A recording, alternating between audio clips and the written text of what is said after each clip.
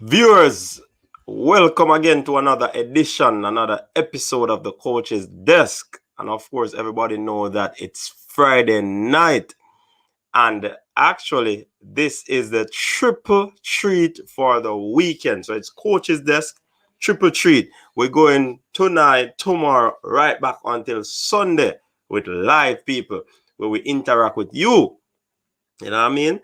And we just have our talks on sporting events and all of that. So yes, but before we do that, you already know the golden rule, people. You have to like up the live. You have to share the live when you come on, so that it could reach a lot of folks, and they will just join us tonight. So there are a lot of sporting things or events or news that occur over the past week. And one notable as to be the passing of legendary sprinter, yeah, and coach, administrator Dennis Johnson. Yeah, man, he died earlier this week, and we just want to pay our respect to Dennis Johnson. So we're just gonna have a few seconds of silence for one Dennis Johnson, great sports administrator, coach, and sprinter.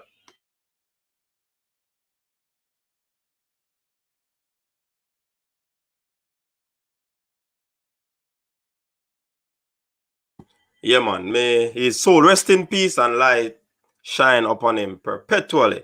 All right, people. Of course, like Jamaica, Bahamas, they have pulled out of the world relays. Yes, man. World Athletics relays. It should have been taking place sometime um, in the near future, but Jamaica pulled out. Now Bahamas pulled out. So I'm not certain what is going to happen going forward with the world relays. Yeah, man. So teams are pulling out because, of course, it takes a lot for persons to actually, athletes are different places across the globe, and to get the necessaries in preparation for COVID and all of this thing. So I guess that's the reason why they would have actually, um, you know, decided not to venture in this World Athletics relay. People, I'm encouraging you, people. Akeem Bloomfield, our national treasure, as we call our athletes, his mother is in a grave situation right now. She's diagnosed with breast cancer, and she needs the assistance. She needs the assistance. Akeem Bloomfield, former KC athlete, now training with MVP International. He has been getting the support. If you can, just go on to the GoFundMe page and give your assistance where that is concerned. Trust me. Let us help the athlete there. Give him the support that is needed so that he can try as best as possible to save his mother's life. And his mother means a lot to him. You know what I mean? So let's see what can happen out of this. GoFundMe. So check it out. If you don't have any contact with persons who have the GoFundMe, just go on his page, Zoom43, and on Instagram, and you'll find him. And definitely you give support there. English Premier League. Yeah, people. English Premier League. Arsenal 0, Everton 1. I think this is it for the season for Arsenal. Yeah. A few more games. I guess they are just going to ensure that they honor the fixtures. You know what I mean? Because they have been having a roller coaster season, and they definitely seem to not be getting it right. So Arsenal still down there. Everton is fighting for that fourth spot with the likes of Chelsea, Liverpool, West Ham, Leicester. You know what I mean? So our Leicester is fighting for second. All right. So that's basically the roundup. And the talk of the town for this week, the event that filled our screens, our phone screens, our laptop screens, our television screen, was the European Super League. Yeah, man, that was a big talk for this week, people. A whole lot of media sites, print and digital. It was just all over, trust me.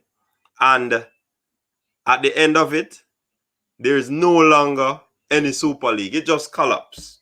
So you see, the fans, they really have a say where sports is concerned. They protested and they do all the sort of things. And they just had to do away with the Super League. The teams in England who were a part of it, they had to just, get out of town. They had to just get out of it. And I mean, it might have implications for them. Many persons were against it. Many persons were for it. But I couldn't give a position on it because I didn't really know what it was really about, what it had to offer and all of that. So, and before I get the necessary information, it just collapsed. So that's it for the roundup in terms of sports happening throughout the world. Yeah, basically. So, as you can see, people, in the title, who will be the Reggae Boyz assistant coach? Yes, man, that's the topic for discussion tonight.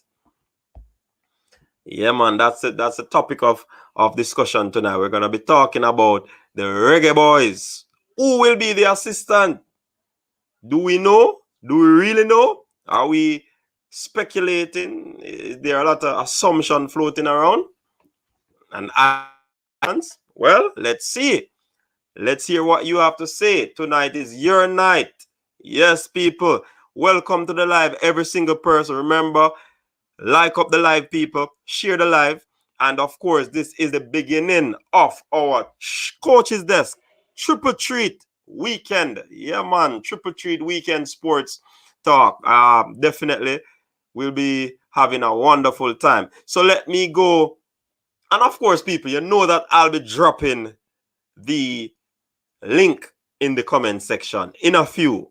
Yeah, man, in a few. I know persons want to talk about the Super League. I know persons want to talk about who is this assistant coach that is coming in. Yeah, man.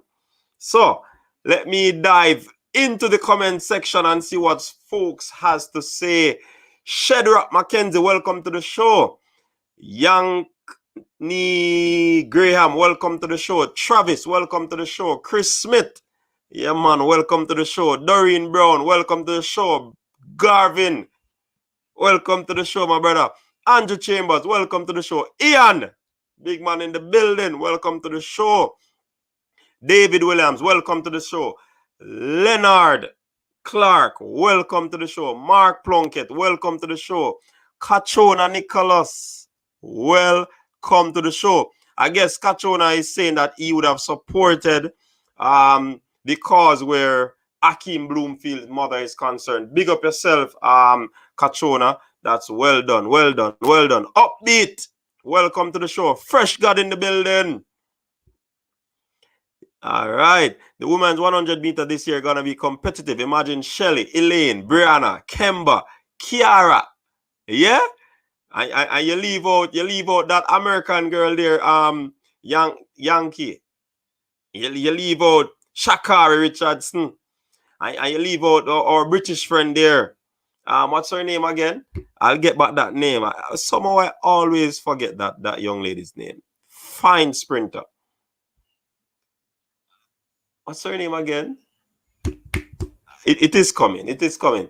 IMAX sit in the building. Bless up yourself. Big up. Welcome to the show. We say United should get points deducted. Well, if it is on the books, that it is in the laws and the bylaws, then so let it be. Yeah, man. They pulled off a fast one. Yeah, man. So if it is on the books, IMAX it. If we have to lose points, then City will have to lose points too. Chelsea, Liverpool, Tottenham. Yeah, man, all these teams that were a part of it. Remember, it's not only United. You know what I mean? I'm Maxit. Brown man from over Antigua. Welcome to the show, my friend. Big up yourself. Burrell down in the house. Yeah, man. Fresh God is telling.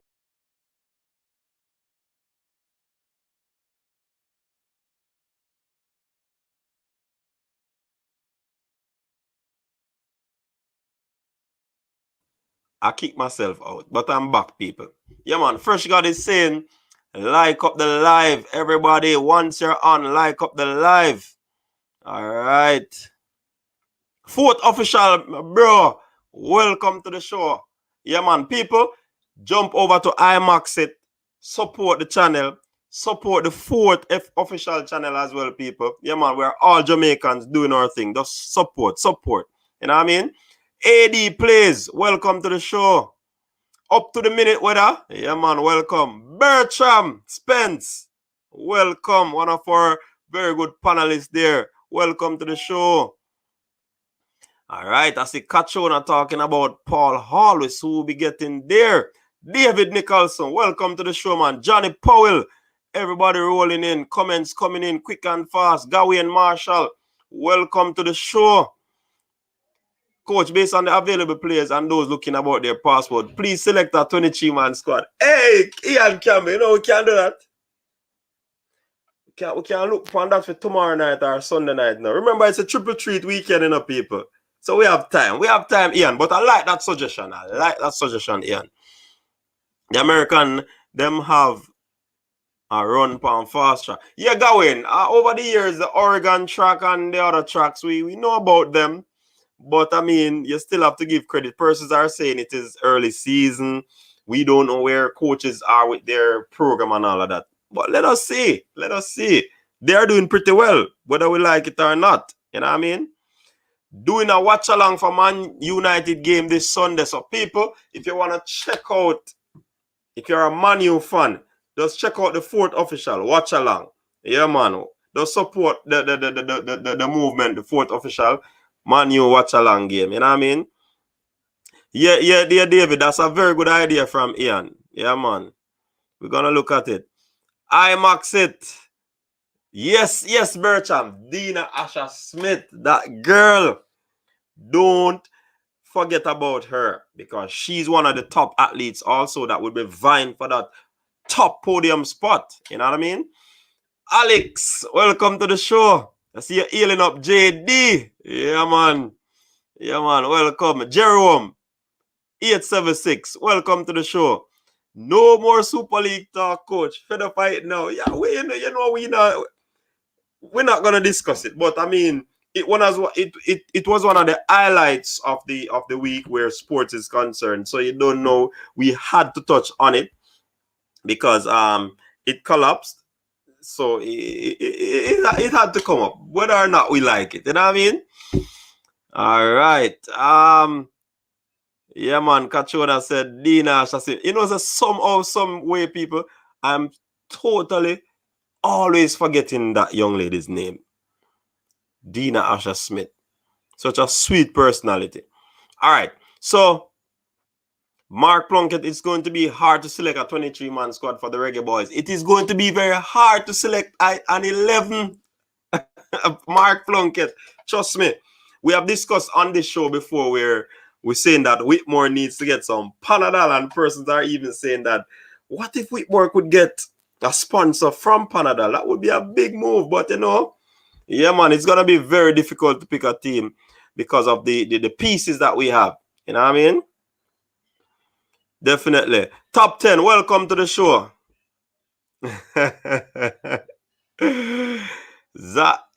Kachona, don't bring a man business over here. Now. Well, it is known to persons, yeah. So, yeah, man. Nice girl. Yeah, man. Well, so try to get an interview with Whitmore. Whitmore is a man that is hard to come by, you know. So, it will be good for us to get him on set, but very, very, very, very, very difficult to get him. I can imagine if I were to get an interview with Whitmore, it wouldn't be a video. I probably would be on the phone talking to him, you know what I mean? But Whitmore, he doesn't like the whole media thing. Yeah, man, but it would be good. So, people, I want you to share in the comment section who will be the Reggae Boyz assistant coach. Yeah, man, we heard a lot of names floating around. J-Rex, big up, man, welcome. We're hearing a lot of names floating around. Nothing has been concretized as yet, but a lot of names have been floating around the Reggae Boyz assistant coach. So I mean, trust me, we hope that he gets a coach. That's what you hear. Fourth official. They say Redman get him passport for Gold Cup. You sure about that? We hope that he gets it if that's what you're saying. Yeah, man, we hope that he gets it. Because it would be an amazing thing for him to be on that team. Yeah, man. Who will be the Reggae Boyz coach? Darren Moore was one of the persons that I definitely would love to get a position there. And how things went in terms that Darren Moore is not well. I'm hoping that he is recovering pretty nicely. Yeah, man. We hope that he's recovering pretty well there. He's a very good coach, former Reggae Boyz, but he took a job at Sheffield Wednesday. So I'm not certain if he want to leave that post again to displace himself to come to Jamaica again. So I don't think he's in the running again. We heard about a Fitzroy Simpson who stated that it would be a joy for him to be a part of the coaching staff. Likewise, Paul Hall, he stated that some time ago that it would be a joy for him to be on the coaching staff. Then who else we heard about? And anybody else we heard about? Persons are saying Miguel Coley, you know what I mean? But I mean, and of course Jerry is still there, which is Jerome Waite. He's still there, so definitely. But it would be an addition. So some persons think that they're gonna get rid of a Jerome Waite. I doubt that, but I mean, it would be another assistant. You know what I mean? It would be very good because Whitmore, they say, is a very good motivator. He has the respect of the players. You know, a former former World Cup player, former Reggae Boy, played in England as well. So I mean, he's getting a lot of respect there. We say Leonard, the Genk technical director. Well, the last interview we had on this channel with Craig Butler, he said that he's waiting a bit to see if this gentleman who is his friend would be able to give him some sort of assistant. But then again, the final say will definitely be with the federation. You understand? So the buck stops with them. You understand? So definitely that's it. So people, only like the background. You like the new background? Or it's there? Or it's there, people? Comment on the background, people. Tell me. Give me your feedback on the background. Comment on it while I run through some more comments. All right, Johnny Paul is saying, any news on Darren Moore? I think he's recovering. He's recovering. Probably not out of the woods because you know it's pneumonia. So I mean, he's recovering though. Reds for Gold Cup. That's a good look. All right. Ian Campbell is saying Paul Hall. What about Miguel Coley for assistant Mark Plunkett?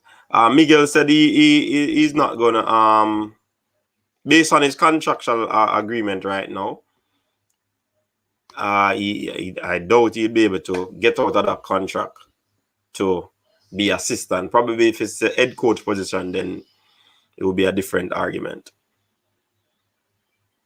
Leonard is saying that Darren is not going to do that. Let's say get the gang coach. Paula Donaldson, welcome.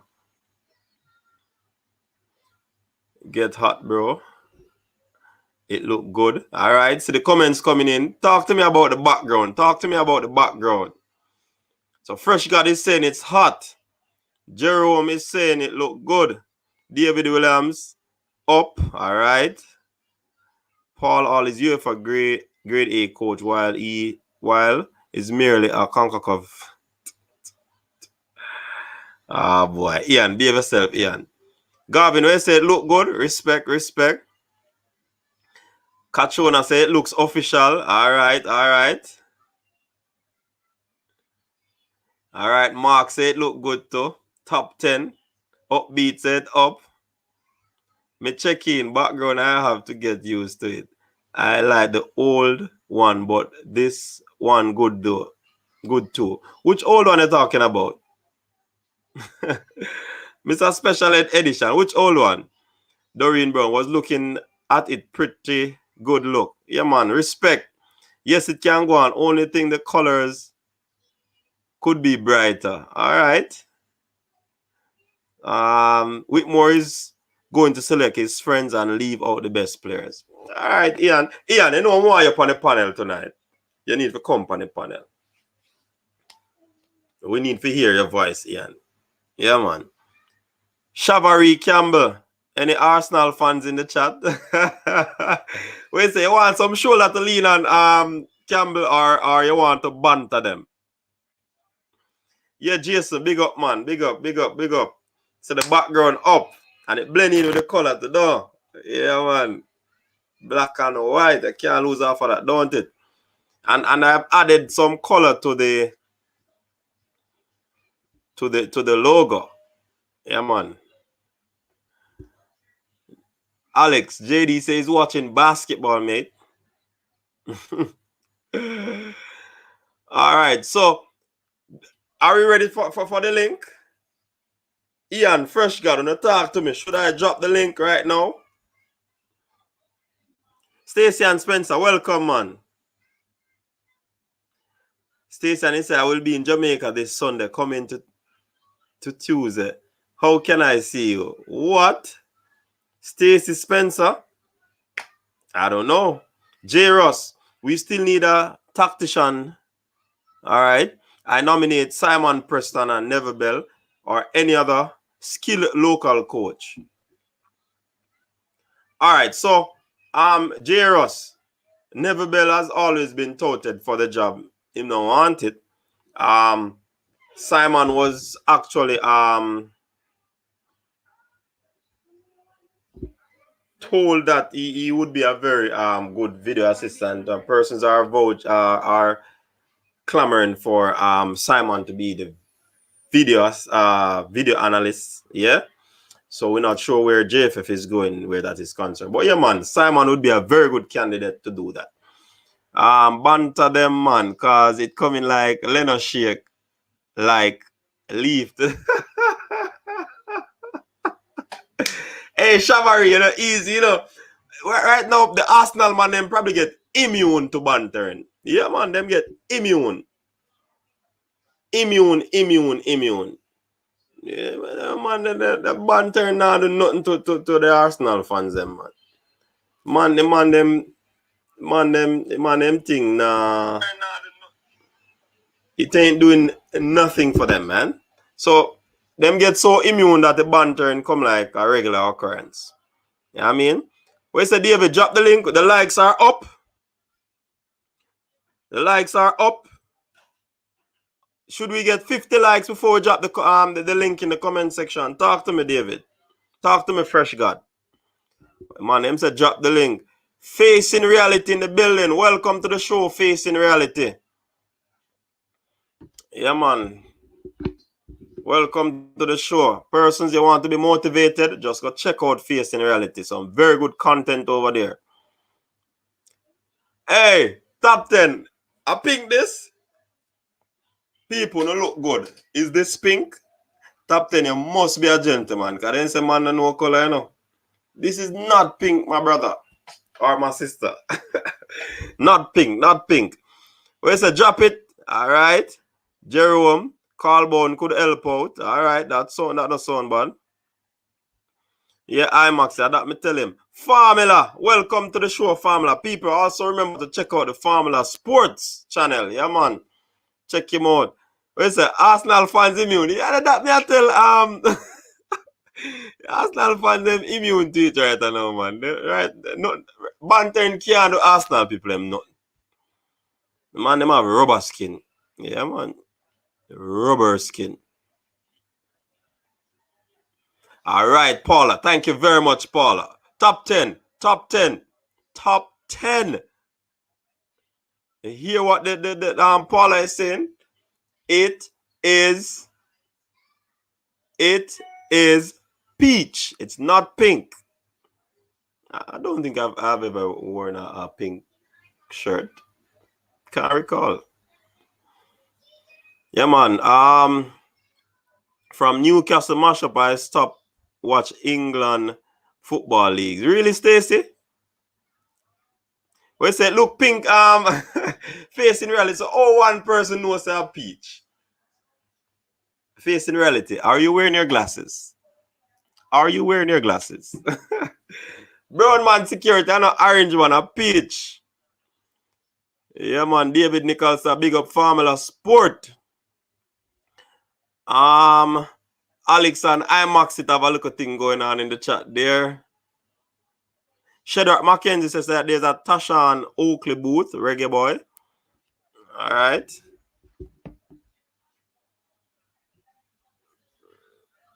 What about him, Shadrach?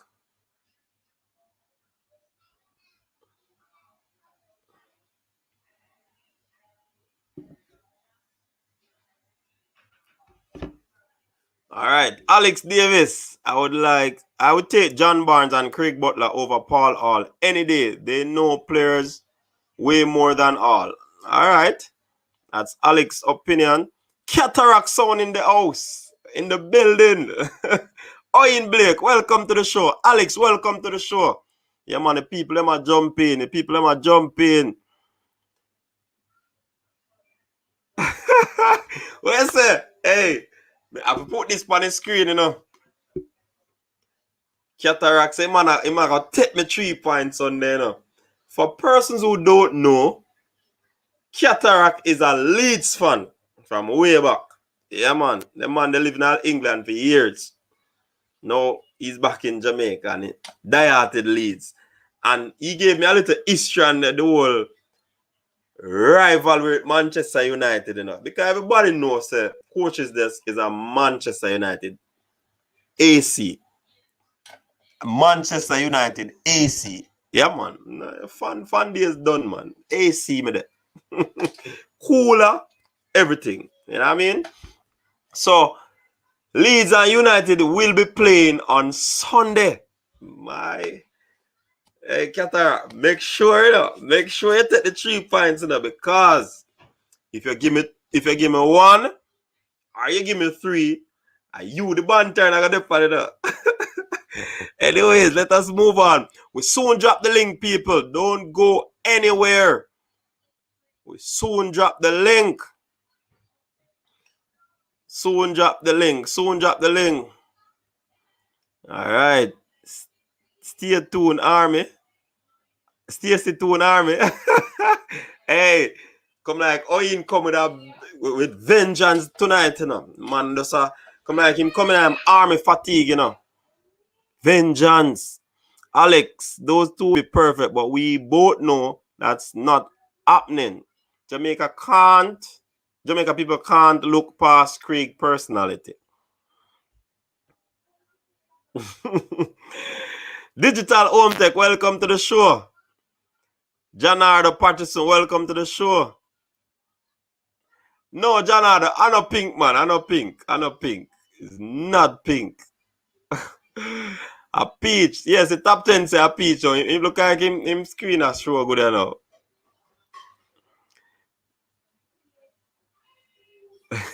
Man, send it again, you know, man. Take me 3 points. I second time, you send it, you know. All right. Nah, send nothing, you know, cataract. Steph Ewing, welcome to the show. Mr. Primo Vision, welcome to the show. 42 likes, people. We need some more likes before we drop the link. So if we get about 8 more likes, link drop. Yeah, man. 2K, welcome to the show. We say it sound like a sound clash. Yeah, man, the cataract sound. Hey, my father had a son, you know. And the son named Ashanti. Yeah, so cataract is a very bad thing on the eyes, you know. But Ashanti warrior, well, that we are pre so. Anything in the fan parlor. John Barnes would be good, but him might abandon shit midway the qualifiers. Really? We say we have some Bircham, we have some nice neighbors. I tell you. Some leads. Well, them are lead pump paper, so you call them leads. But you know.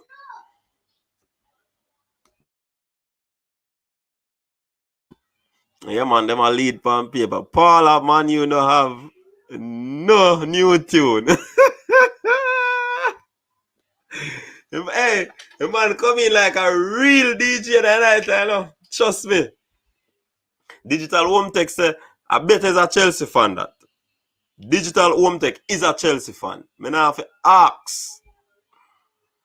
I don't have to ask. Digital Home Tech, reveal your side, reveal your team, reveal your team. Yeah, man, fan make too much noise, man. A AC we are saying now, man. AC. Probably need to go for my jersey them, you know, and drop them, you know. Cause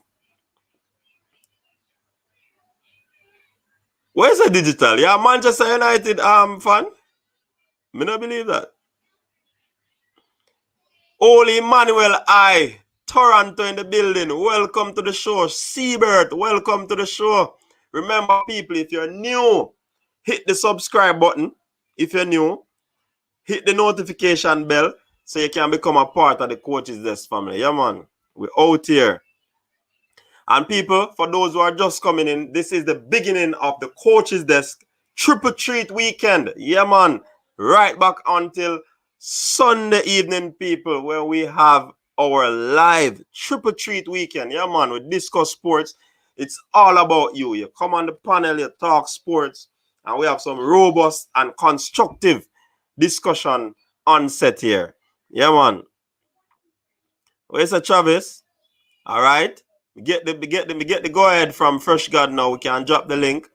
Once it now end with 360, we're good with Ashanti. All right.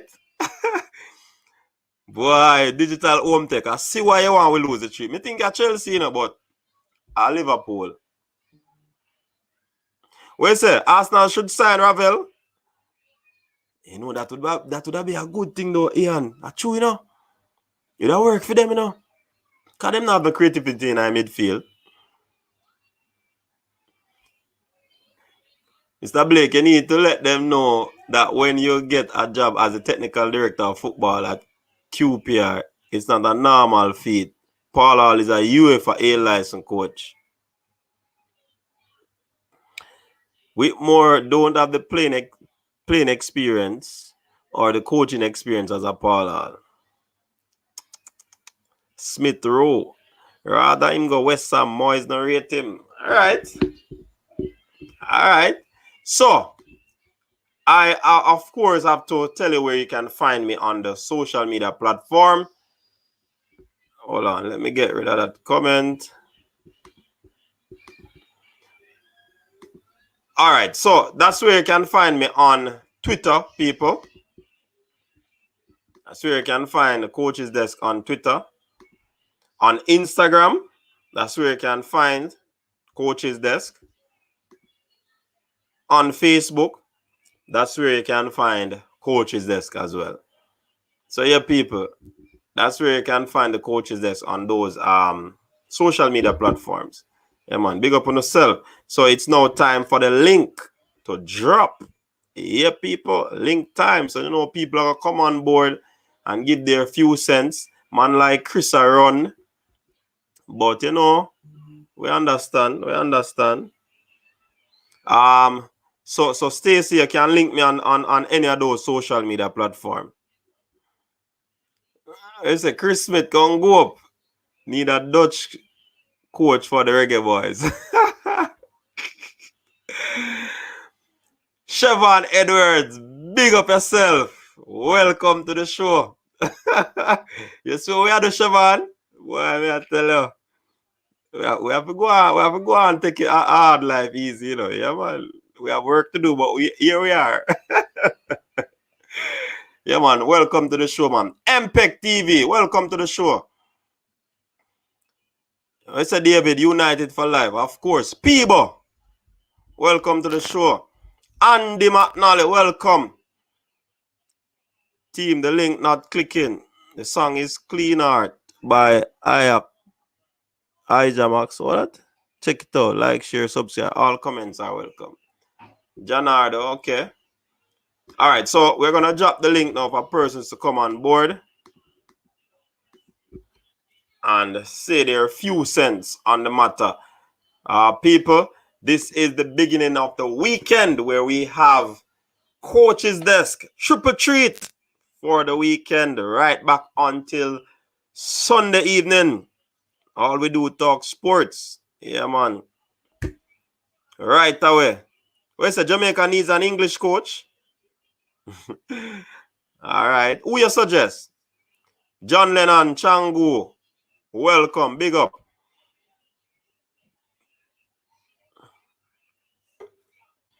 All right. Nemesis is on. Welcome, Cataract.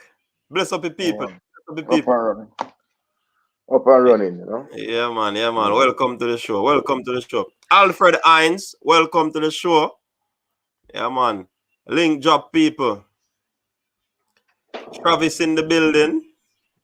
Alex in the building. You already know. You already know. You already know.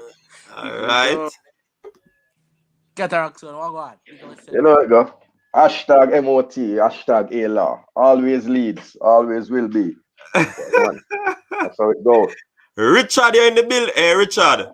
We start 7 o'clock in Richard. And you are just logging in 7:48, Richard. You're late, Virgin. Very late too. You know what I mean? All right, so big ups to the people them who comment to them like the background. Yeah, man, give thanks, give thanks. You know, we always try to improve the thing because it's all about you, people. Yeah, man, it's all about you. You know what I mean? Yeah, man. So, who will be the Reggae Boyz coach? What say you, Mr. Cataract? Yeah, more Cataract answer first. Unseen in the building. Evening, all the fans check in. Hit the like button, you know. Because this is a good weekend, as we say. Manchester never pay up the money, so 3 points gone, right? Just ask Manchester City what we can do to you. Okay, all right. That our nice neighbors still in us, so we can understand. Yep. But as you know, Sunday, the argument is that. That's why we love football. You know what I'm saying? That's why we love football. Definitely. The coach, I am 100% behind Coach Whitmore, right? Because I believe that resources, the valuable resources, need to go into some other things. But I strongly believe that we need someone in England who can keep the team together and basically run a training camp from when the season finish to Gold Cup. You understand? Bring the players into camp so that they can take them through the paces, and because you know with the no flight between United Kingdom and Jamaica, so you can't come to Jamaica for a camp. So I believe that having someone in England who has the responsibility for working out the players and running the rule over the players. And I think you have quite a few capable ones. I would prefer Darren Moore. I think he has been the Jamaican that has stood out. Um, Respect Paul Hall, but I don't know how much respect Paul Hall has. Paul Hall is not a household name in terms of the footballing circles, that can take up the phone and call a player in terms of recruitment or have that level of respect. Um, I think, well, John Barnes is a pipe dream because he would be more expensive than Coach Whitmore. Yeah, And yeah. I don't think that he would. I'm not sure that he would want the opportunity, and I think Coach Whitmore would be looking over his shoulder. And I prefer the coach to have everything he needs. But I think it's certainly a Darren Moore as a former Premier League um, player has the name to be able to call up players and run them through the paces. I don't know how that would work with him being at Sheffield Wednesday.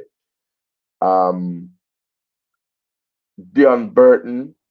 Um, Again, if it's a short term or long term thing, people who have jobs already, I don't know. I think most of them have jobs. Only Fitzroy Simpson comes to mind. Um, I think Jamie Lawrence might be onto something, but you know, um, the big man Frank Sinclair. That's Yeah. another name. Mm-hmm. I mean, many games for Chelsea. So you're talking people who have a reputation and who can think. But I wait and see. But I only think for the reason that they it needs something interim because if Theodore travels to the United Kingdom, he can't come back to Jamaica with the whole COVID variant in London and the ban of flights. Um, so I believe somebody needs to be there to be able to run the rule over players, um, do the engagement and proper recruiting and proper scouting, and be able to conduct a camp alongside Coach Whitmore. And I believe that the local reggae boys need to get into camp. That's where the money need to go. So that at least if they end up playing for the club, at least we have a 23-man squad in training, which is not 30 people can go to church. So I think 30 people can be at a training camp. That's Yeah, my view. definitely. All Right? right. Cool. But before you go, before anybody come on, many persons. Well, I see a few comments in the comment section said that Darren Moore is a pipe dream. What say you?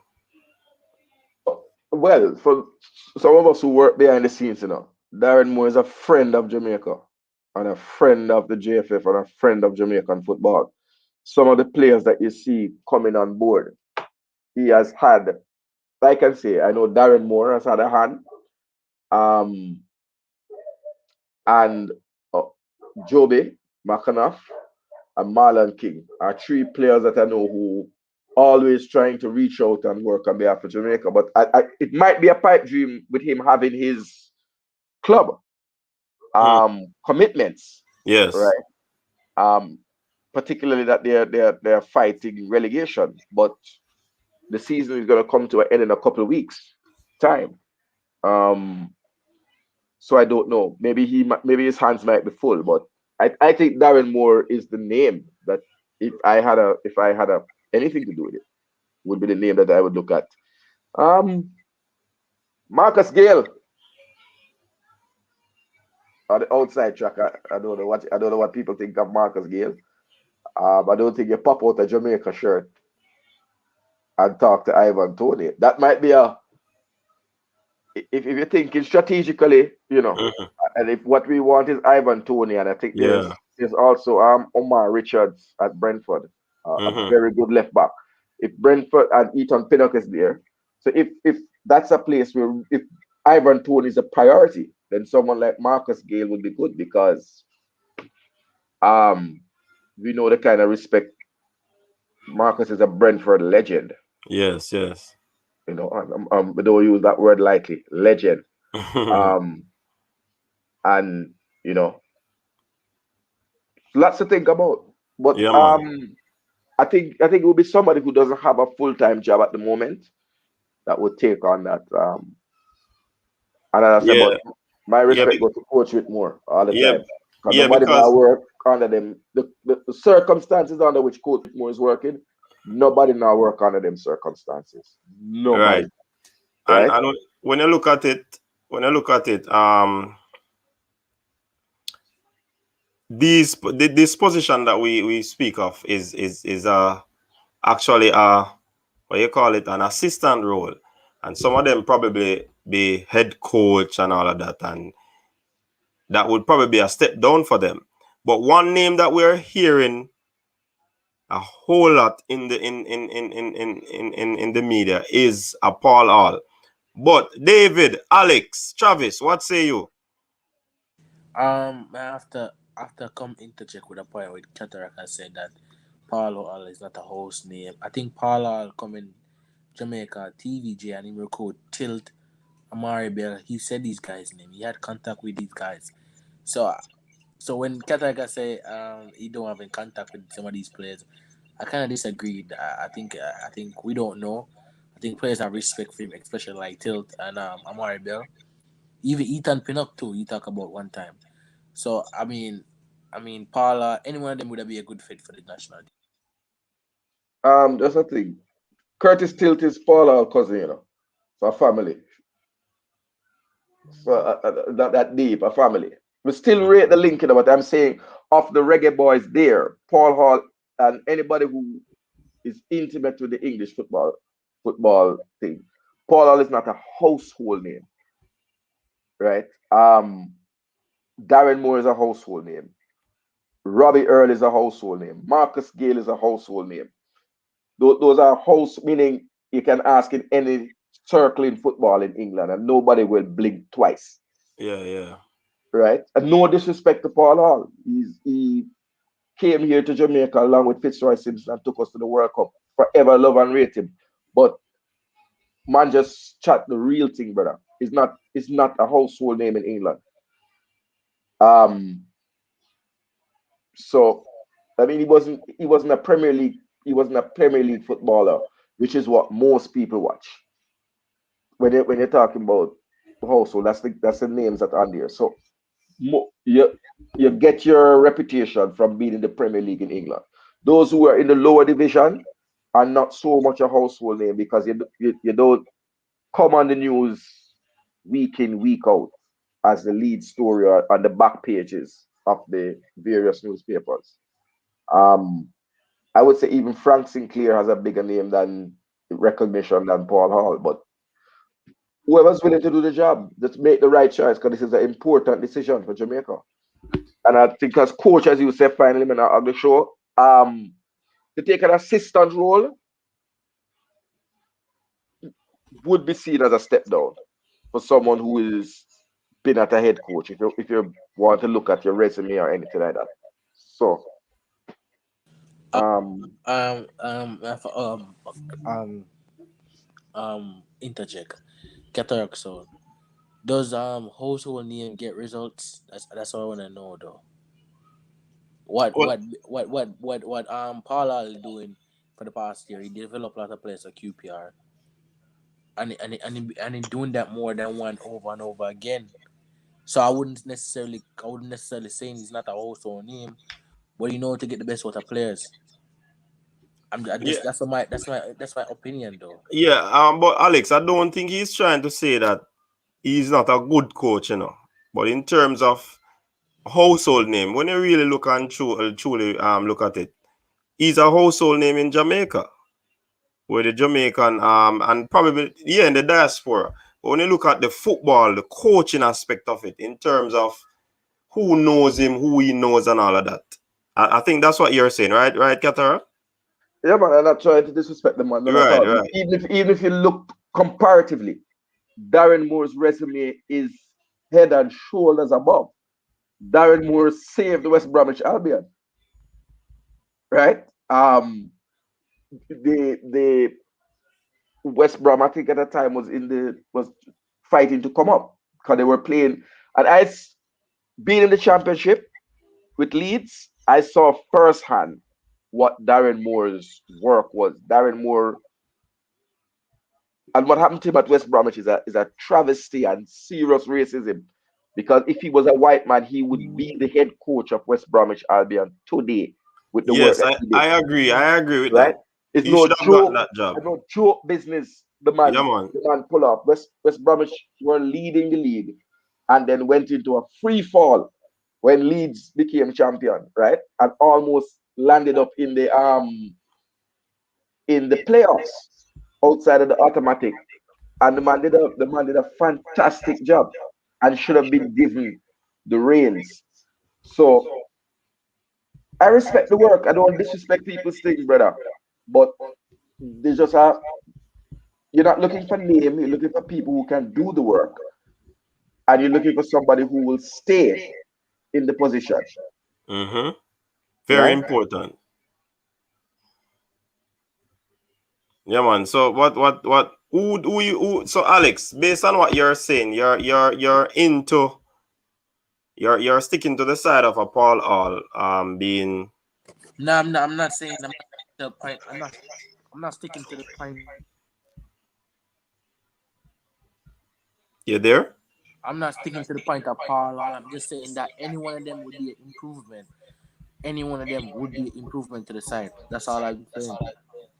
Okay, okay. I'm not saying that you should not use any one of them. Marcus Gill, Darren Moore, Fitzroy Simpson, any one of them.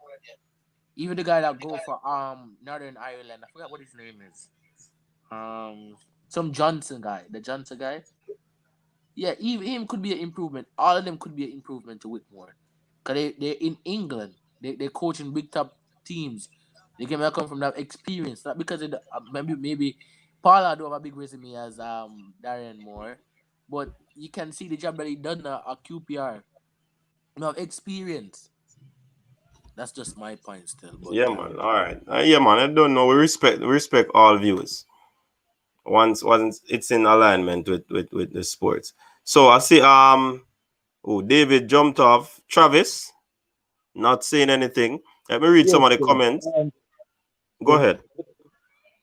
um, no, so my point is with Darren Moore is basically um from the last World Cup qualification, I think the JHF should have reached out to him before, and now he's at a club.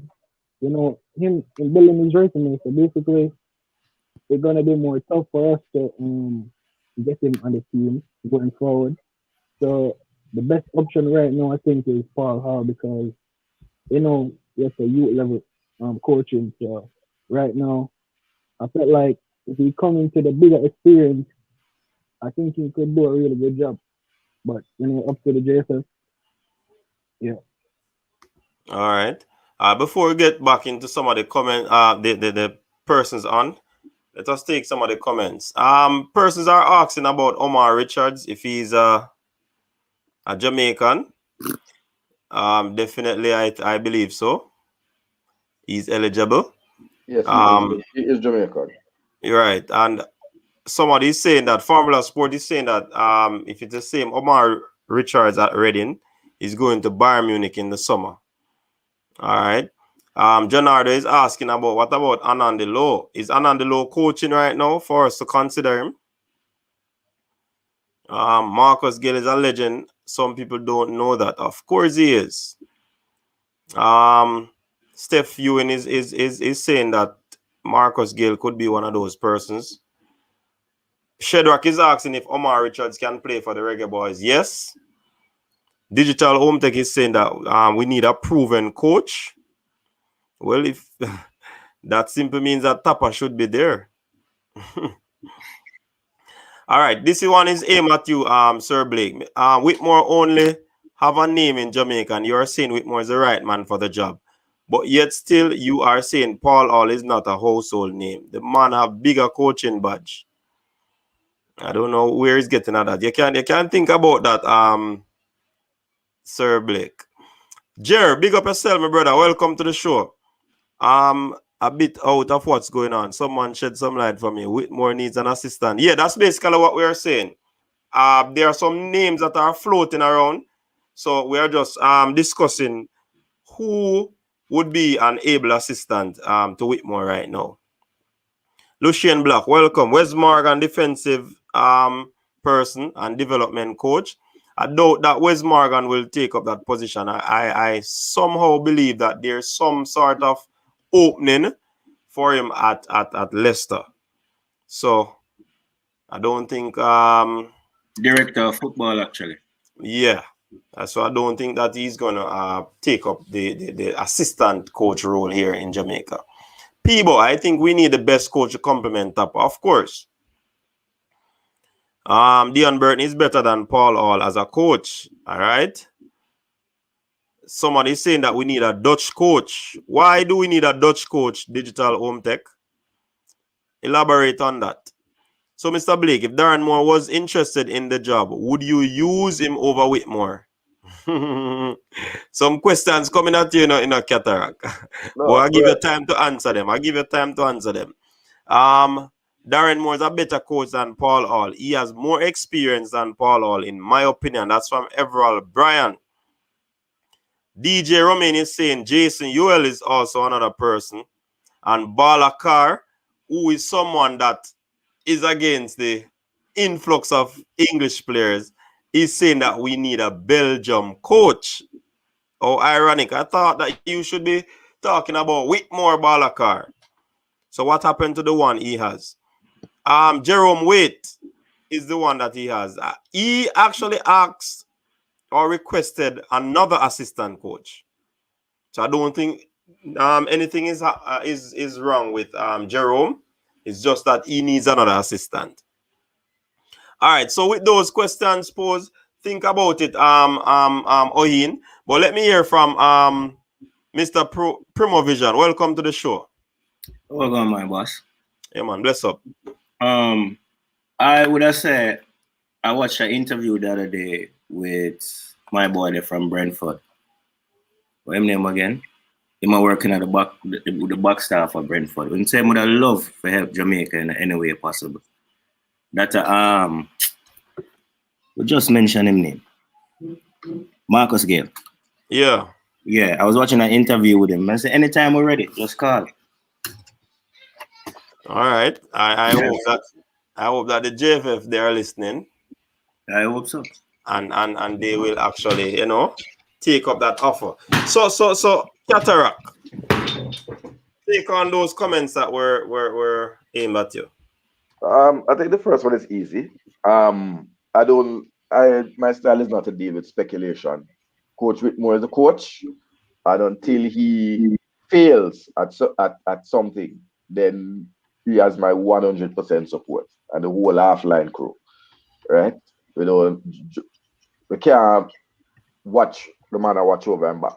Nobody like to work like that, right? So if the coach failed, for example, to come out of the group stage of the Gold Cup, or we lose every match or something, then we can start talking about alternatives or call for his head.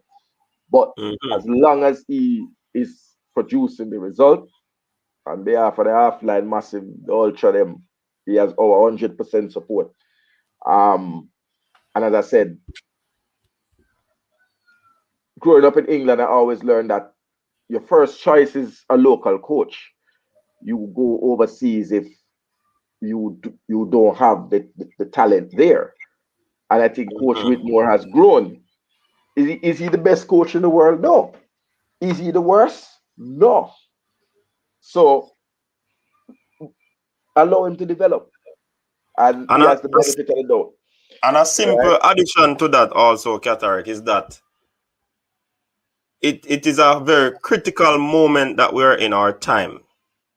So to change the coach now, and the same persons who are talking about changing the coach, probably they are talking about the influx of new players, which is kind of contrary. But the point I'm trying to make is that it's very difficult to change a coach now with the critical period that we're in, where the Gold Cup is concerned, where the World Cup qualifiers is concerned, because it is going to be a World Cup qualifier that is quick and fast. And a new coach coming in now at the helm, which would be the head coach or the manager, as some people would call it, would be quite a tough task for that individual.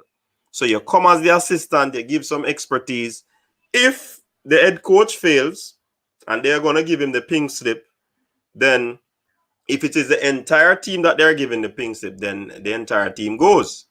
But if they want to keep the assistant and try something, then I don't believe he should get the pink slip now, because he has been doing a very excellent job with the resources that he would have been given. So that's the point I want to add to that.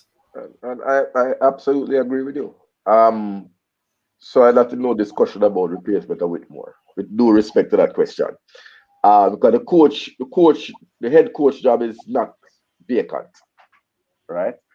Now, if somebody bring in someone like Claudio Ranieri or Marcia Bielsa, those kind of coach, if you're talking about that, then we can have even a discussion about it. But those persons would only come in the capacity of, for example, a technical director.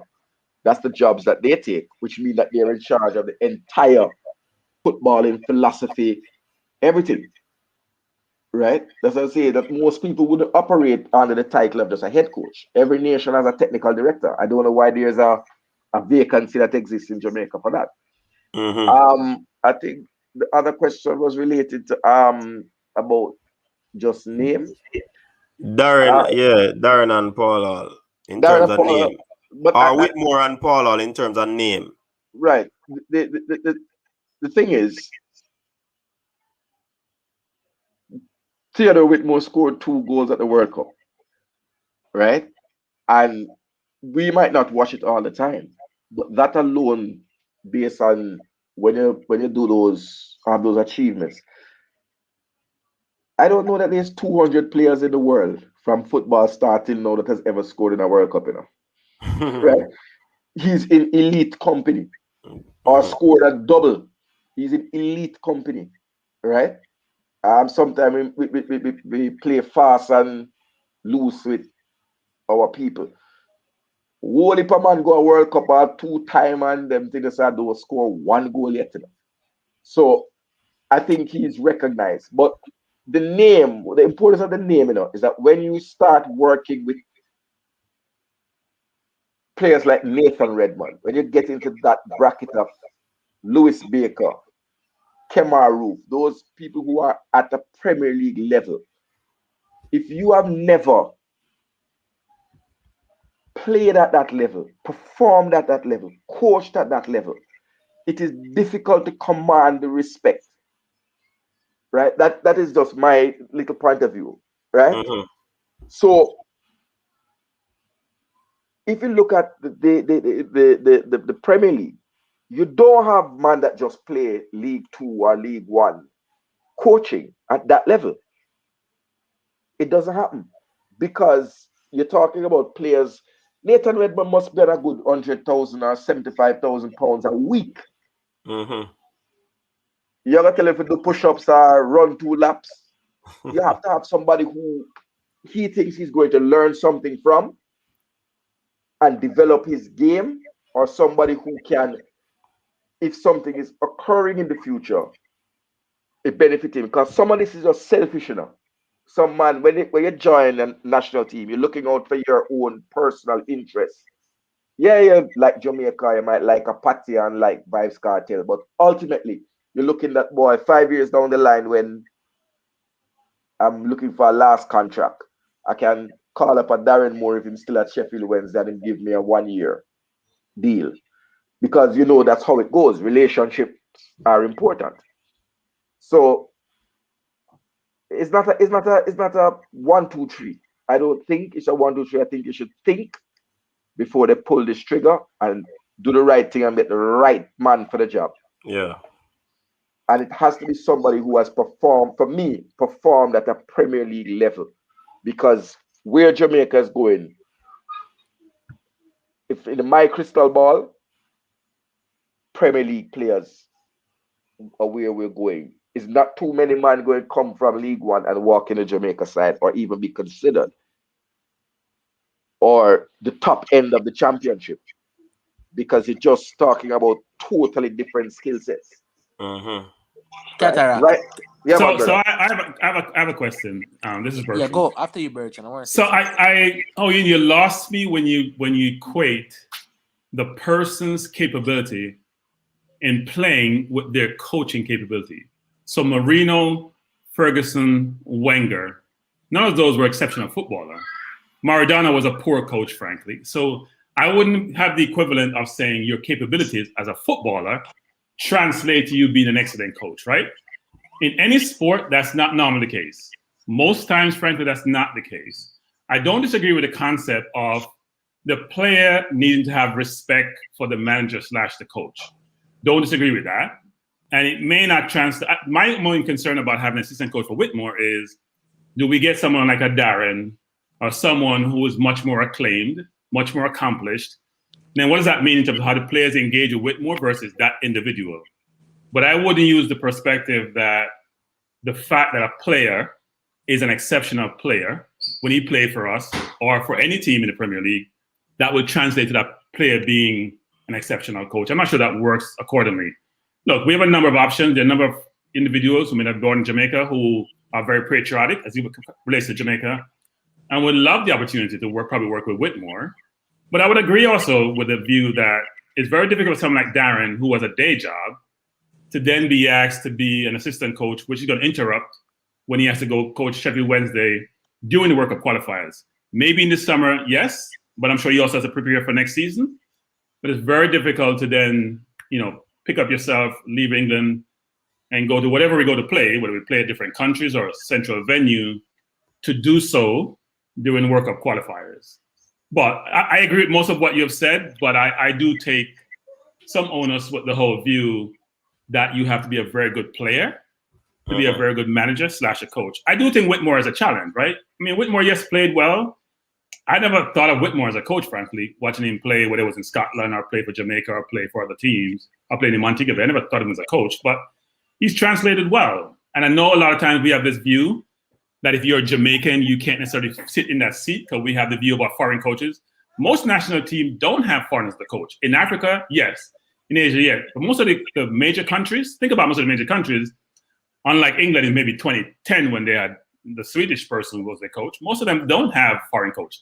France doesn't, Spain doesn't. Even England took a chance with Gareth Southgate.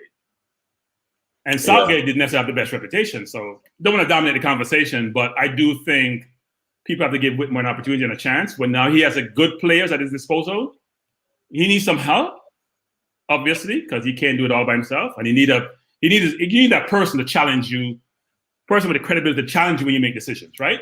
Somebody you respect as a manager, as a coach, to challenge you, and we're going to respect their decision. So when you make a decision, you're comfortable with it. So yeah, but Bertram, I can we call it now debunk some of the things that you said as well in terms of not being a good football or being a good footballer, not necessarily you're going to be a good coach. That might have some weight. But when you look at a Zidane, exceptional footballer, he's doing well in coaching. When you look at Deschamps, the French coach, he was a pretty good footballer. Pep Guardiola was a good footballer. So they're probably a balance down the spine there. You know what I mean? So I want. No. I never said a good footballer can't be a good coach. I said it doesn't work that way all the time. Yeah, right? yeah, okay. I mean, you cool. have a number of good footballers who are not good managers. Most footballers are not pursuing managers. Because you have a skill. That means that skill translates to you teaching. You probably don't have the patience to teach. Right. You probably can't judge if somebody can't do something that you can do. I get your point. It makes it a little bit difficult. But it makes it difficult. But I'm not saying they don't. Okay, cool. So there's a question on the screen, gentlemen. Can the JFF afford another coach at this time? Because we are considering there are a lot of talks about gonna be the assistant and whatever, but can they really or is it a case where they are going to pay the assistant more than what Whitmore is getting? Those are some things that might cause a whole lot of division among players. And somebody asked the question if Nathan Redman will listen or will learn anything from a Theodore Whitmore. Well, What anybody want to answer that question? I think let me answer the question first and then speak to something Bertrand said. I think the JFF can afford a coach at this time because we don't have a technical director. And we normally the program would have a technical director and a head coach. So they've always been two persons at the helm of things. And I want to be clear what the role is, right? I think the role is to challenge Theodore Whitmore. I think the role is to take on specific aspects of coaching, which is different from team selection, tactics. You know, for me, the assistant coach would be given a specific mandate, so that would free up the head coach from all those nitty gritties. You would have a goalkeeping coach that works with the three keepers normally, and then the head coach and assistant coach have their roles delineated. But I just want to get back to the point. It's important. I didn't say you have to be an excellent player to be a head coach. I'm saying you've had to have experience either as a coach or a player at the Premier level to be able to operate in the Premiership. Now, when Alex Ferguson came to the Premier League, I hate to bring up Manchester United history. He came from, I think it was Aberdeen. You have no choice. You have no choice. Right? But Sir Alex came from Aberdeen. He was very successful there. And that was the Scottish Premier League that he was operating in. He wasn't in some lower reaches of the Scottish footballing division. So you may not be a top tier player, but you have experience at the highest level in some country. Those coaches that come to England from France or Belgium or wherever they come from, Italy, you're talking about coaches who have coached in the Premier League in that country. I can't recall any coach coming from a lower division and being appointed to head a Premier League team Arsene or a Wenger. First Division team. Arsene Wenger. No, Straight from Japan and win the league. No, he was at Monaco though. He was at Monaco. He came from Japan and Japan. He was at Monaco first, but he came straight from Japan and win the league. Grampus 8 or whatever the team was, I think it was. But he had some kind of pedigree to his name. He had pedigree. Yeah. So I think, but I'm just saying that, listen, resources are not unlimited, So we still have to cut our pants to fit the material that we have, right? So whatever happens, I think this is a good move.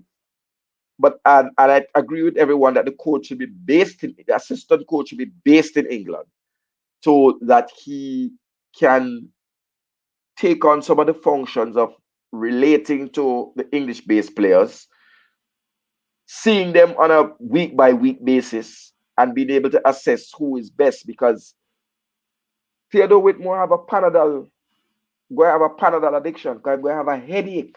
We have to go check the coach, what they call it, those my friend them in North America, opioid addiction to painkiller, because you might not go hurt him. So you're going to need somebody who has a constant eye on the players firsthand. Who, like, for example, when Southgate has somebody who goes to games to watch particular players, who takes on that role and who carries out the training camps for him in the UK. But it's a nice thing. And maybe I just leave with this parting shot with coach, because later on we have to take up this argument, because I watched your video earlier. Maybe someone who can tell him that Dwight Gale is a proper striker. Don't do that. I said it earlier. Don't do that. Right? Dwight Gale, I don't think has ever played outside of the Premiership. He has always been a Premier League striker, except I think when West Brom went down and came back up. But he lost form this season, right? No, he is getting older. He's getting older. But you're talking about someone who Premier League coaches have turned to. And I think the boat has sailed for him.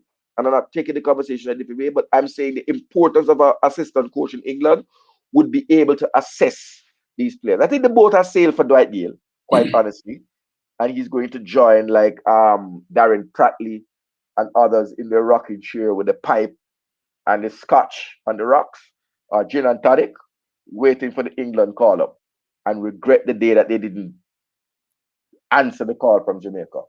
He's lost a couple of steps. He's lost a couple of steps. And it's because he was reliant on pace. He was like Craig Bellamy. He was like Craig Bellamy, right? He was like Craig Bellamy. Yes, speed and strength and all of that. And as you go older, the speed goes, the legs go. And I don't think he has the physique to be able to adapt to a different style of play. And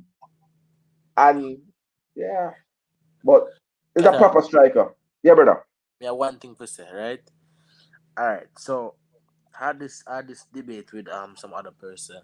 Like, so Whitmore is not the best tactician that we know, but the players that Whitmore have with him, they love him, right? He motivates them, and they run a brick wall for him, right? Do you think a coach necessarily needs to be the players have the trust in him? He doesn't need to have the best tactician ever in the world if he have the players' trust. All right. Listen, you have different kind of coaches, right? Different kind of head coaches. If you look in the Premier League, you have your Thomas Tuchel's, who are this great tactician. You had Arsene Wenger, for example, Alex Ferguson. Then you had people like Sam Allardyce and Harry Redknapp, Harry Houdini. You take on the phone and call them, man, if you're about to get relegated and them get you out of trouble, because players will run through a brick wall for them. For them, it's about motivation. Yeah, the big thing is motivation. So some coaches, a motivation coach, Harry Redknapp, the Sam Allardyce, they're not a great tactician. Yeah, Harry Redknapp can't move on field and show man tactics. Him assistant coach do all of the job. Roy Hodgson, their tactics are from Roy Hodgson is almost 80. Yeah, so their tactics are from another era, antiquated. But they still stand up there because some clubs are prepared. They don't bother if you're watching pretty football. They just want to stay in the league. You park a double-decker bus. You're able to spot talent. That's some coaches. That's all they can do. You know, Roy Hodgson is a man that can just spot talent. If you look at Crystal Palace and the players he brings in and who moves on, he's an exceptional spotter of talent. And if he wasn't so old, I would tell you that Roy Hodgson was somebody who I think would have worked wonders for Jamaica. Because that man have a lot of respect for black players. You look at Crystal Palace and see how much African, how much West Indian black players in his side. And then you have the master tacticians. Marcelo Bielsa is a master tactician. Alex Ferguson. Jurgen Klopp is not a master tactician, right? But Jurgen Klopp is a man manager, right? What man managers do is that they are able to keep a peaceful dressing room, keep high-paid players happy, even though sitting on the bench. And then you have those who will fall apart, like Jose Mourinho. And he might be available. JFF called him up. I don't know where I'm going to work. But if you can't manage people, then you'll get a toxic dressing room. And I think the kudos goes to Coach Whitmore. He's a man manager. And the Jamaican-born players believe in him. Right? And you are correct, my brother. They will run through a brick wall so that him don't look bad. Right? They would die for him. But I don't like the Mourinho idea still, but I hear what you're saying. They're available, man, right? I'm sure we can afford to pay $12-13 million a year. I'm sure we can afford that. JFF is coffers is filled with dollars. Look, I don't disagree with that. I do think though, sometimes a coach's tactics is depending on the quality of the players that they have, right? Mm-hmm.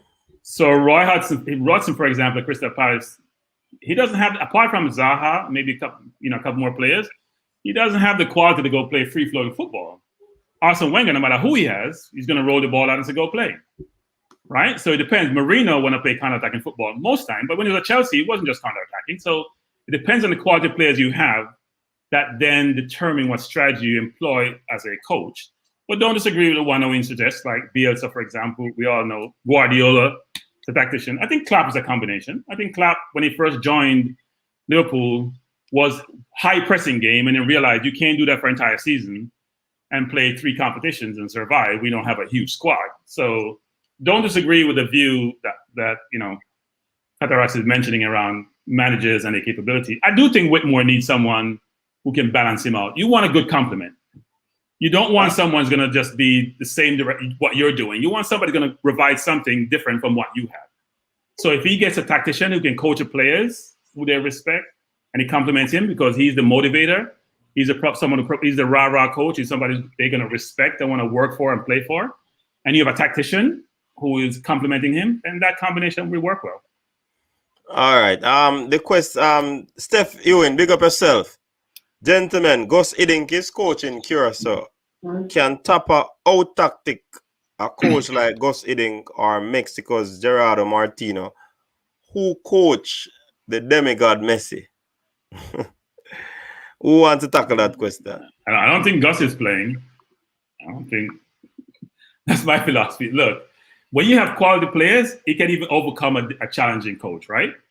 So the question, how good is Mexico and how good is Curacao?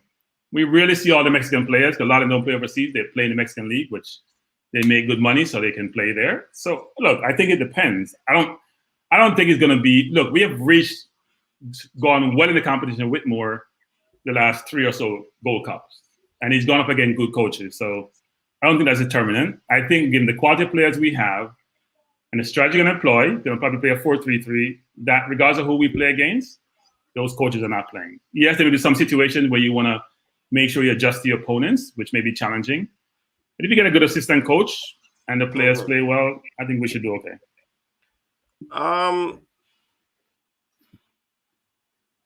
Is Zidane a good tactician? Is Zidane a very good coach? Is he a man manager? Because when you look at it, we kind of being hard on a Whitmore. Some persons are being hard on a Whitmore. When Zidane, he might win a few Champions League and so forth, which are huge. But when you talk about tactics and all of that, because most persons are bringing up tactics, is Zidane a tactician? It goes back to my previous point about the quality of the players. Real Madrid can afford to buy the best players. And a lot of people is that Zidane just rolled the ball out. I don't know. He seems like he's a good manager in some cases. But players like Isco and Bale don't necessarily get along with him. But players who don't play normally get along with you anyway. That's normal in football. So one can determine whether or not it's Zidane's capability as a coach or it's just the quality of his players. He has been having a great team. They have done well in especially Champions League year after year. No different from Guardiola at Barca. Guardiola has not won the Champions League without Messi or without Iniesta. Right? He hasn't won without Xavi. So one can say, well, how great is Guardiola? He's had the best players. He's had the most money, whether it's in Germany when he coached Bayern, whether it's in Man City, where he's had 2 squads, 2 teams for any day of the week, and yet he hasn't won the Champions League. So is it Guardiola a great coach? But everyone swears by him. I haven't heard of people swearing by Zinedine Zidane, actually, in terms of his tactics as a manager. People swear by Bielsa a lot, but I haven't heard the same for Zinedine Zidane. Everyone except me, I never rated Guardiola. Still don't. Coach, It's not because I'm a Manchester United fan. It's all because I don't think Guardiola is this great tactician that they are made him out to be. As you rightly said, he never really won anything without the Champions League, which is the pinnacle of football, without Messi, Iniesta, and Xavi. You go to Germany with the squad that he had in Germany, he should be winning the Champions League every season. With the squad that he has in at Manchester City, this man have 2 squads at any given time at Manchester City. Like his bench can break off in a B team and probably still make the top 4, and he still cannot win the Champions League. I get your point, Ron. Coach. So I've not seen, and I've not. So we know the type of football that Guardiola wants to play, but without the made footballers in his team, it doesn't work. And you don't see that with. That's why I rate Mourinho more than him, because Mourinho, even though Mourinho has one type of football that he plays, Mourinho is a student of the game. Alex Ferguson, the same thing. Alex Ferguson was a student of the game who made his teams into title-winning teams, self-made teams, not necessarily teams that were already made because you have great ballers in your squad. So, and that's why I don't really rate Guardiola. Coach, I think we have to be clear. And somebody asked a question earlier. They had a comment on the screen about Big Sam and Roy Hodgson. Let me What do find. we mean? What do we mean by a tactician or a tactical coach? Right? Each coach has a style, but a tactical coach is one who is able to change their tactics during a game Mm-hmm. or in anticipation of a game. So, for example, Rene Simoes was 5-3-2. Don't care who we're playing, don't care if we're 3 goals down, it's not changing, right? They're not able to impart a system or other tactics to the scenario. I think if you recall, when we got knocked out in the Hex, when Mexico, I think it was in, I can't remember the exact year, but Mexico brought on Cuauhtemoc Blanco. I think it was in the same time when Nyron Noseworthy had gotten injured. And Mexico brought on Cuauhtemoc Blanco in the last, I think, 10 minutes or whatever. And I just kept saying, everybody and his mother knows that the ball is coming to Blanco. Everybody. What should have been done was to put, I think it was Rudolph Ostig at the time, to man mark Blanco. And we didn't. We just sat with the same tactic. And ultimately Blanco got the ball and did his little thing. I mean, he was way up in age at that time. And scored. And we were effectively out of the running. So tactics for me speaks to a coach that understands the systems, tactics as they have evolved, and be able to explain to players what those tactics are, because they are coming from different clubs that apply different tactics and use different tactics. Some are counter-attacking teams, some are free-flowing teams. Like Redmond is coming from a free-flowing team at Southampton, right? Kemar Roof is coming from a little bit more free-flowing team at Rangers. But that's different from somebody like a let me say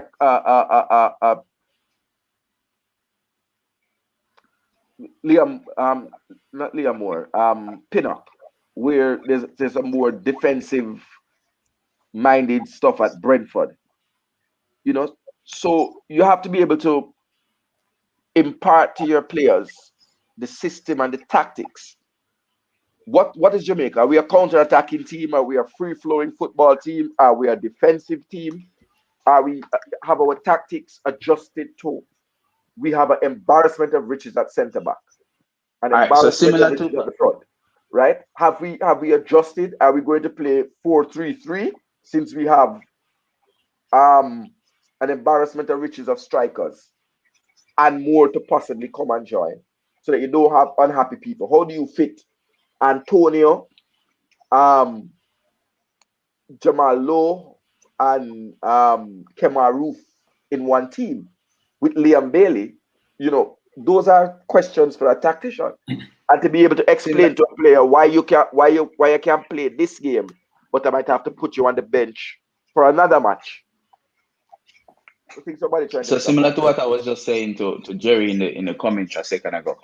It's like what we need to understand is like tactics totally different from style of play.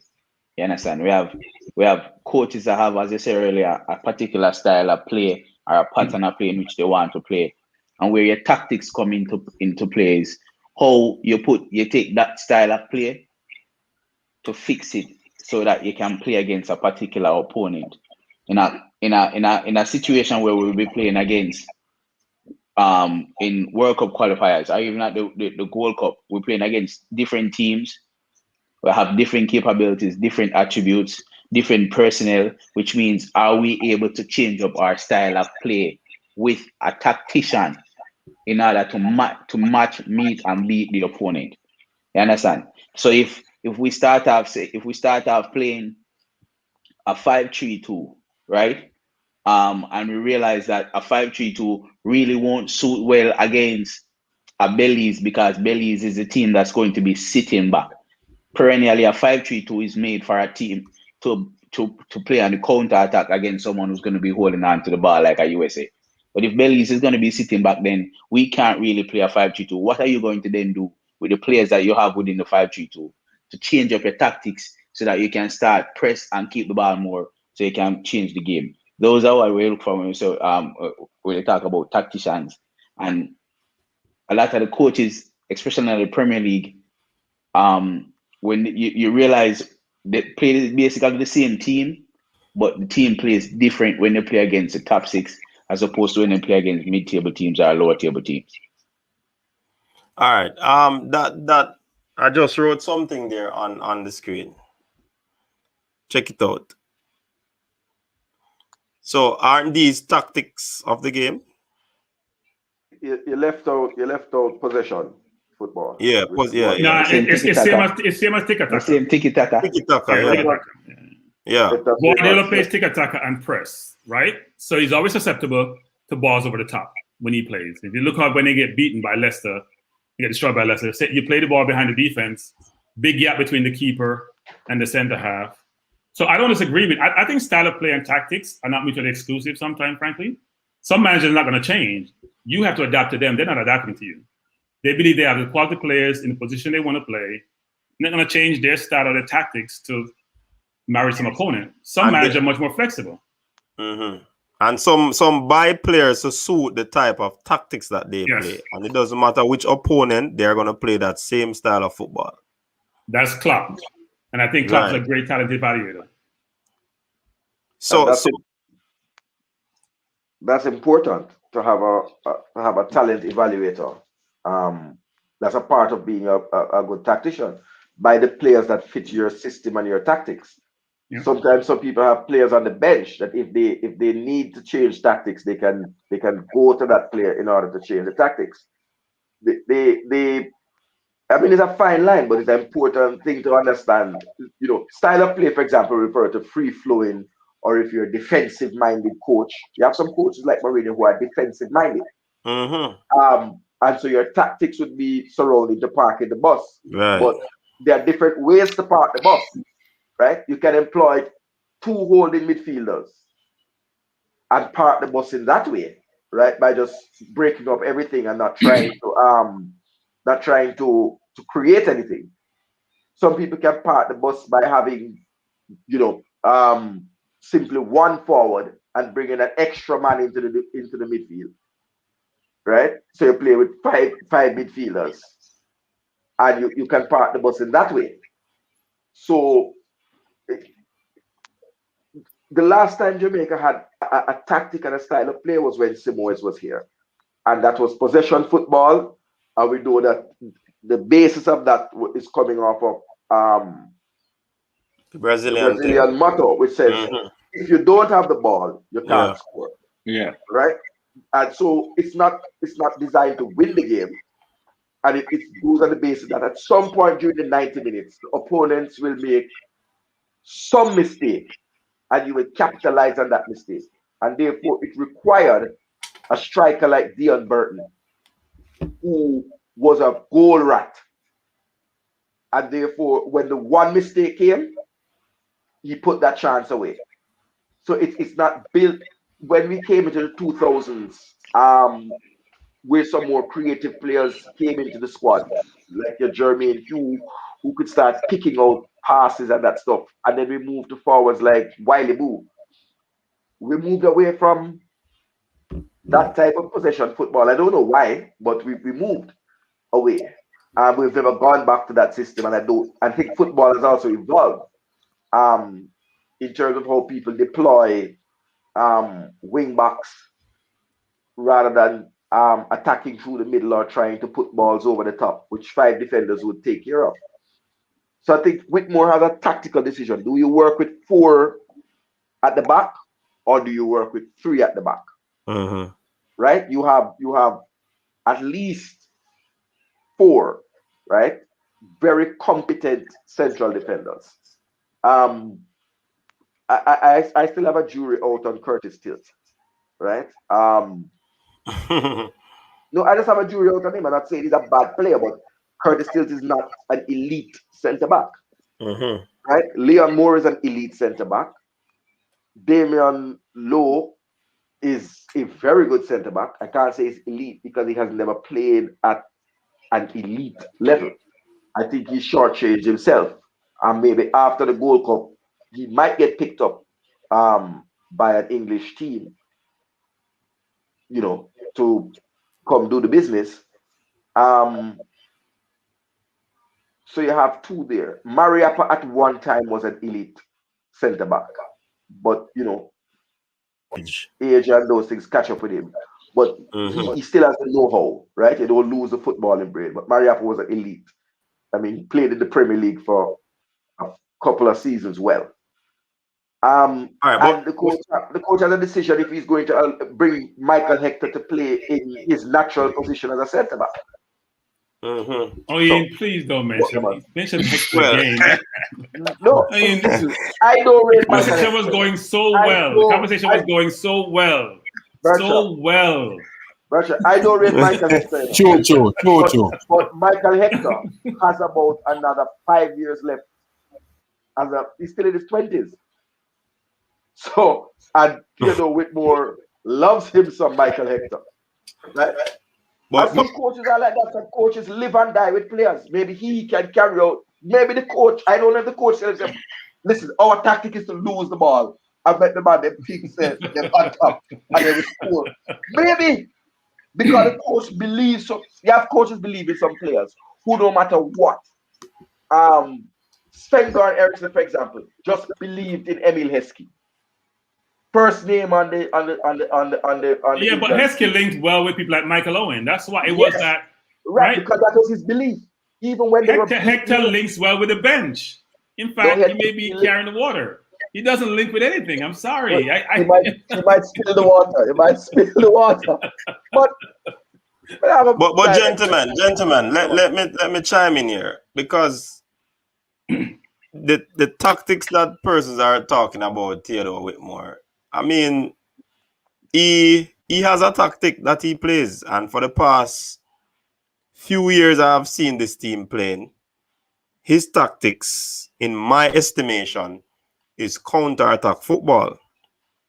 He might not, well, he probably has not gotten the best out of it in terms of the type of players that he's missing a midfielder, a holding midfielder. But when you look at it, he has that sort of tactics to me. And when you talk about tactics and what the coach prefers, if all of us on the panel here goes to a Barcelona coaching academy to learn do coaches education, they will teach us all the sort of tactics in the game, you know.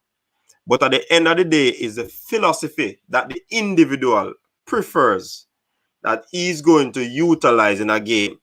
And any and every team that individual gets, he will work that system until possibly he gets the best out of it.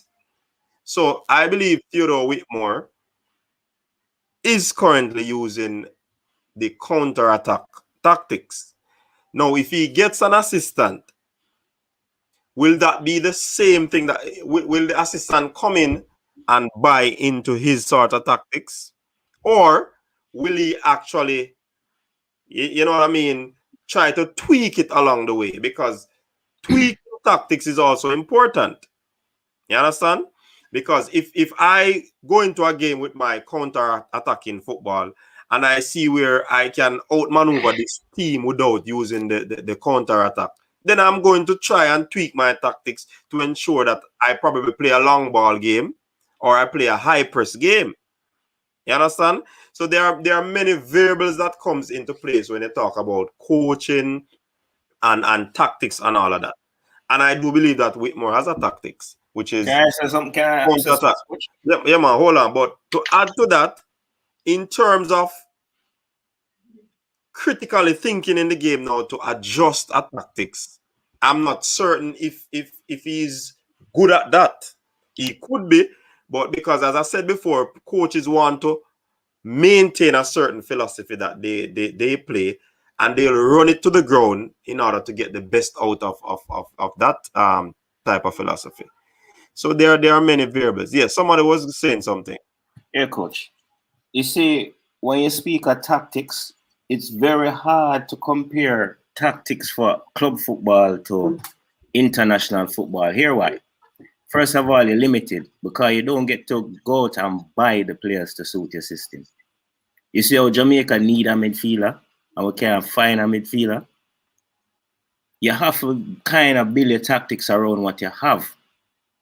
Now, if you're a coach if where you have don't suit your system, you're in trouble. Mm-hmm. You understand? Or you're going to have to train up a player to be able to suit that system. And that is the difference with tactics when it comes to international football and club football. You understand me? So that's just my opinion. All right. So cool. I say something about this whole concept of counter-attacking football. Most of the better teams don't play counter-attacking football. There's a misconception that teams, that managers sometimes have that strategy. People use Sam Allardyce as an example. Allardyce always has the team with the lesser talent 99% of the time. That's why he plays the way he plays. When you see Mourinho plays counter-attacking football, because Tottenham is not as good as Man City. They can't keep the ball. So what you do is you bunch up in the back, you reduce all the space.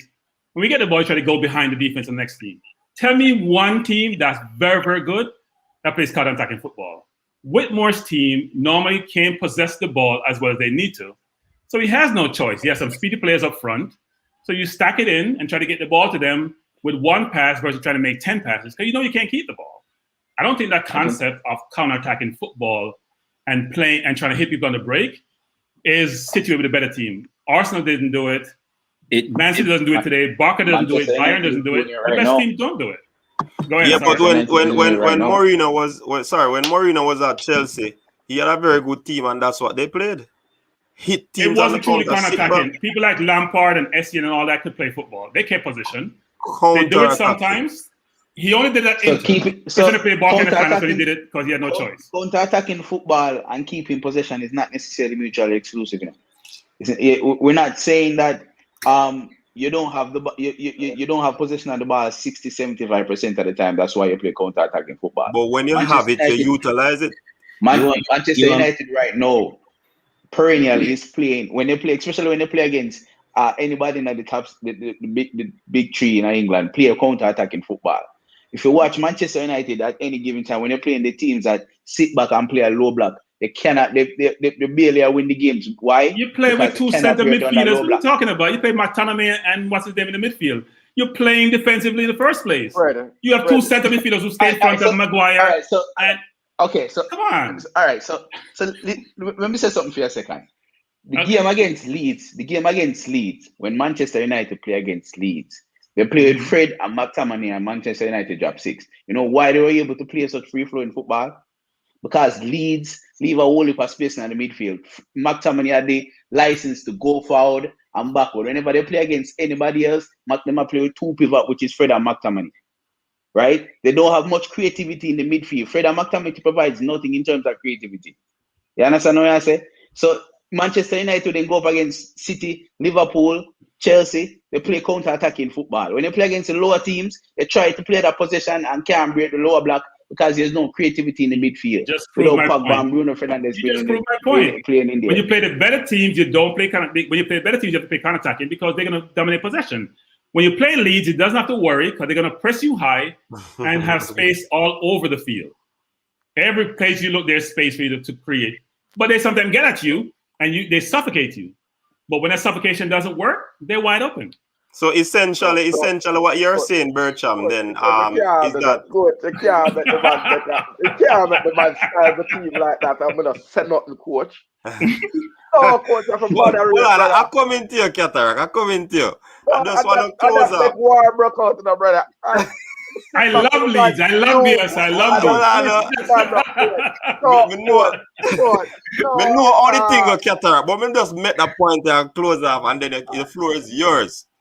The fact is that essentially what Bertram is saying, and it's a very solid point, because our team Jamaica doesn't possess the football, and most times we play against teams that are technically gifted in terms of a US or a Mexico and that, so they possess the football, and we have to be playing a counteracting. So in a sense, the tactics that you play is in accordance to the team that you play most times. I just want to say that on that point. So Katara, come in with the whole Jerry Miller, come on the panel. I'm gonna Thank drop you, the link, Jerry. Jerry Miller. Well said, Jerry. Put up that Jerry comment. They make everybody see it. Yeah, man. Well said. Come on the panel. Two defensive midfielder necessarily mean you play defensive or you play counter attacking. It depends on the people them role. Like them play a pivot, that 4-2-3-1 you can become 4-3-3. If you play a pivot with two defensive midfielder and an attacking midfielder, they have different roles. Well said, Jerry. Man U has 6 defenders. When you play that 4-2, 6 defenders basically. Fred is not. Once in a while they may go past the forwards, but it's a rare occasion. It's not even a debate. Yes, Katara, your time. Right. It's not a debate because you're wrong, fam. Come room. I'm choose the program. I'm going to defend the side and then get back to the Jamaica thing. Yeah, man. Firstly, when you drop the 6-2 on these, please recall the number of injuries and players out. So try that again Sunday and talk again. And also accept that even though you are playing with 2 defensive midfielders, you still got 2 under your skin, right? From a side that was wide open. That was one. Second is, I think, this issue of counter-attacking and Whitmore. Well, I thank everybody for enlightening me that Whitmore is playing counter-attacking football. Because somebody might open an echo. But because he does not have the players to do that. And I think the first thing is the public is disappointed with Whitmore. Because when he was a player, Whitmore the player, hold the ball, dribble the ball, make man run offside, shift, salad, pile. And when he became a coach, he became something totally different. So I think that is one of the reasons Whitmore gets some hate, is that people were thinking that he would be this sort of maverick coach in the same way that he was a maverick player, right? So that's number one. If you were trying to become a counter-attacking side, I think Whitmore should have looked and seen that since Rudolph Austin, he has not had a high level holding midfielder, and you cannot play counter-attacking without a holding midfielder to hold who's not going to lose the ball and allow the other players time to get up into the opposition third, right? So I don't know if he went to Obeahman and the Obeahman, the money not right, and Hector never get converted. Most of science would have made Hector turn to that. So you should have gotten Calvin Phillips to play that role. I've been saying that to the wind for the last 2 years before Calvin became known in the Premier League. Our role and task as Jamaica is to be able to spot the players in the championship who are likely to become elite before they become elite and get in the light of England. And I think Calvin Phillips is going to suffer the same fate like many other black footballers. Declan Rice is going to be the holding midfielder of choice for England, the great white hope. Right? But for blame Marco Bielsa because of that too, you know. Because Marco Bielsa want encourage him to play for England, you know. Yes, You have to because blame the coach. no, hold I on. blame the coach too. Listen, take the coach, right? Take the coach looking at it, the English coach. Every English coach is going to encourage their player to play for England because it means two things.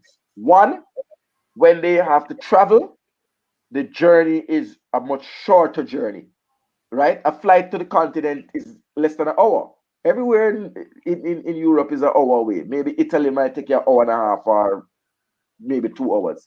Unless you're going to Serbia, unless you're going to Russia and one of them far place. Right? So it's in their best interest. You're less injury prone. The pitches are of a better standard, so they're likely to get less on-field injuries.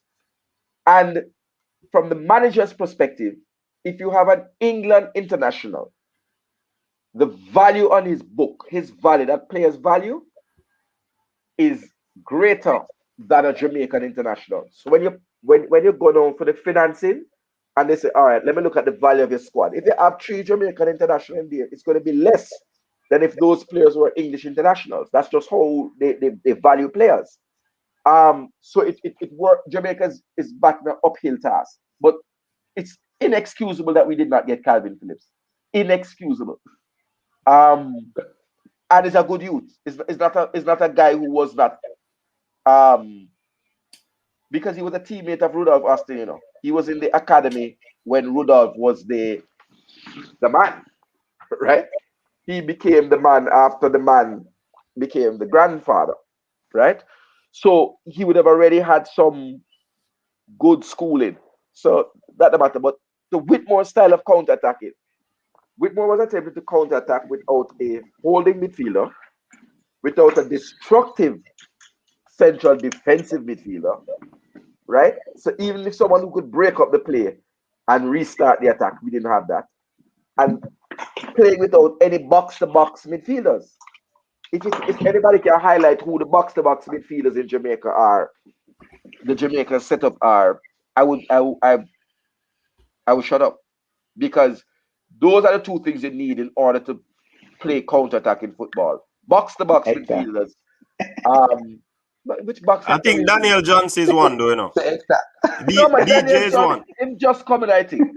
Him just Whitmore. No, I'm saying Whitmore has been trying this over the years. Over the years.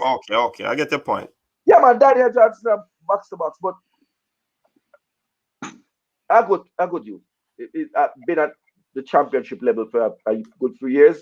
I've seen him come up against Leeds over the years playing for Preston, right? So I don't have nothing but love to say for him, right? I think Bobby Reid is a more vicious player.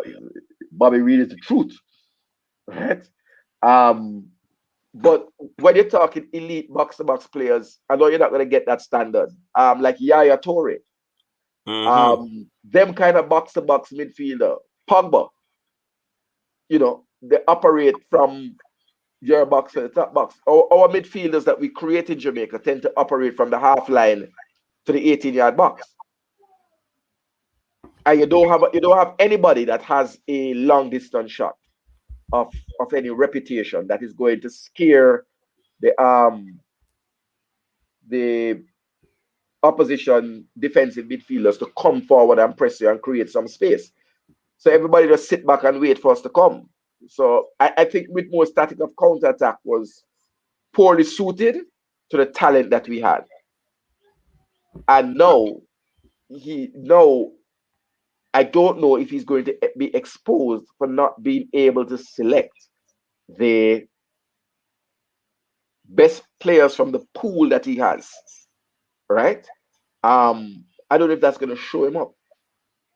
Because is there such a thing though? Because every manager struggles with picking the best team where they have quality 23-man squad. Every manager will never have consensus on who they pick because everyone likes who they like to play, who they like to see play. So he's always going to be criticized. So he's in a lose-lose situation, frankly.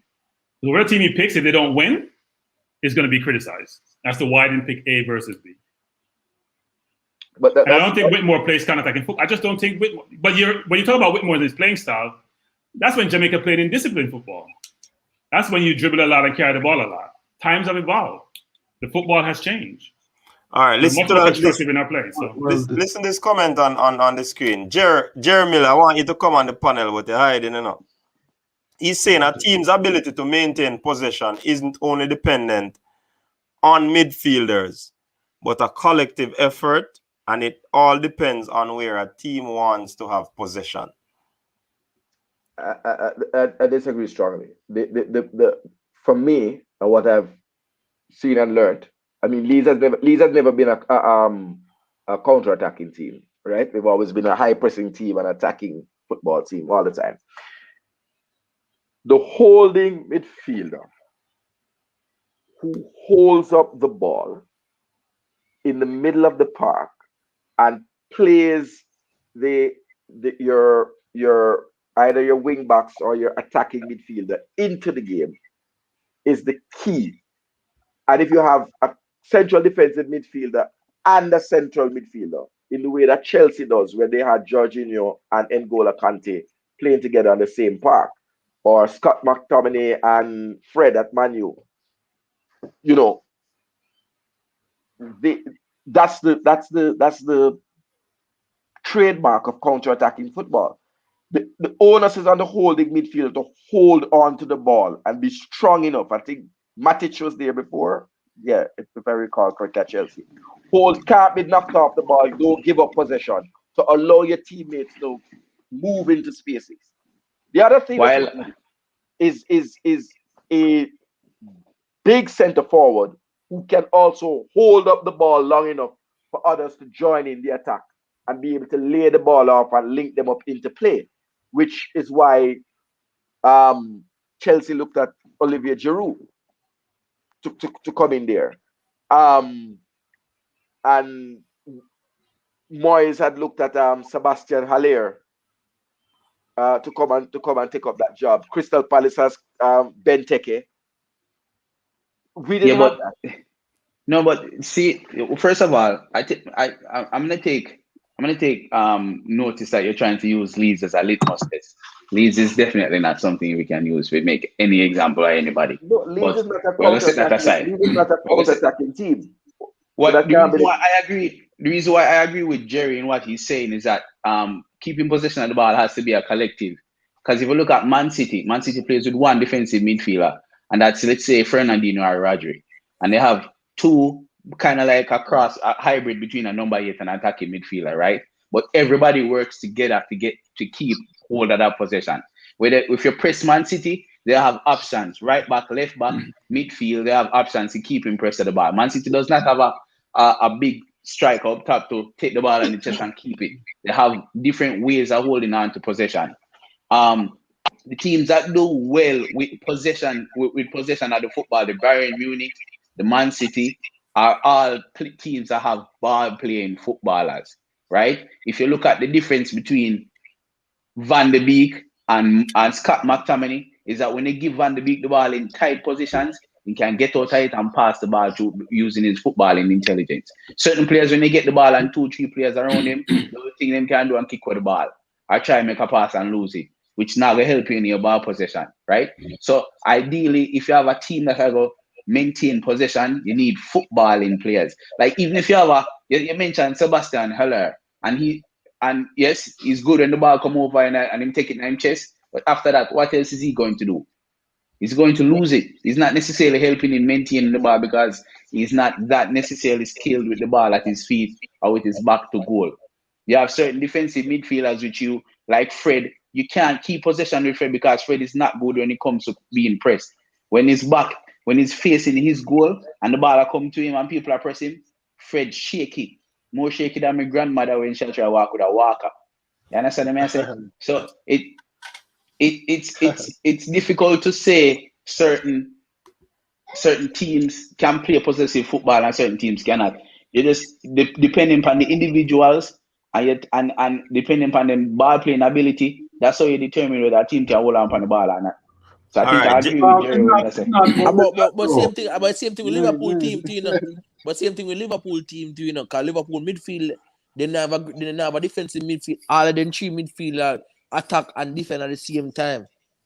If you watch Liverpool or them play them the midfield players, them the midfield system set up. That's how Klopp set up them system.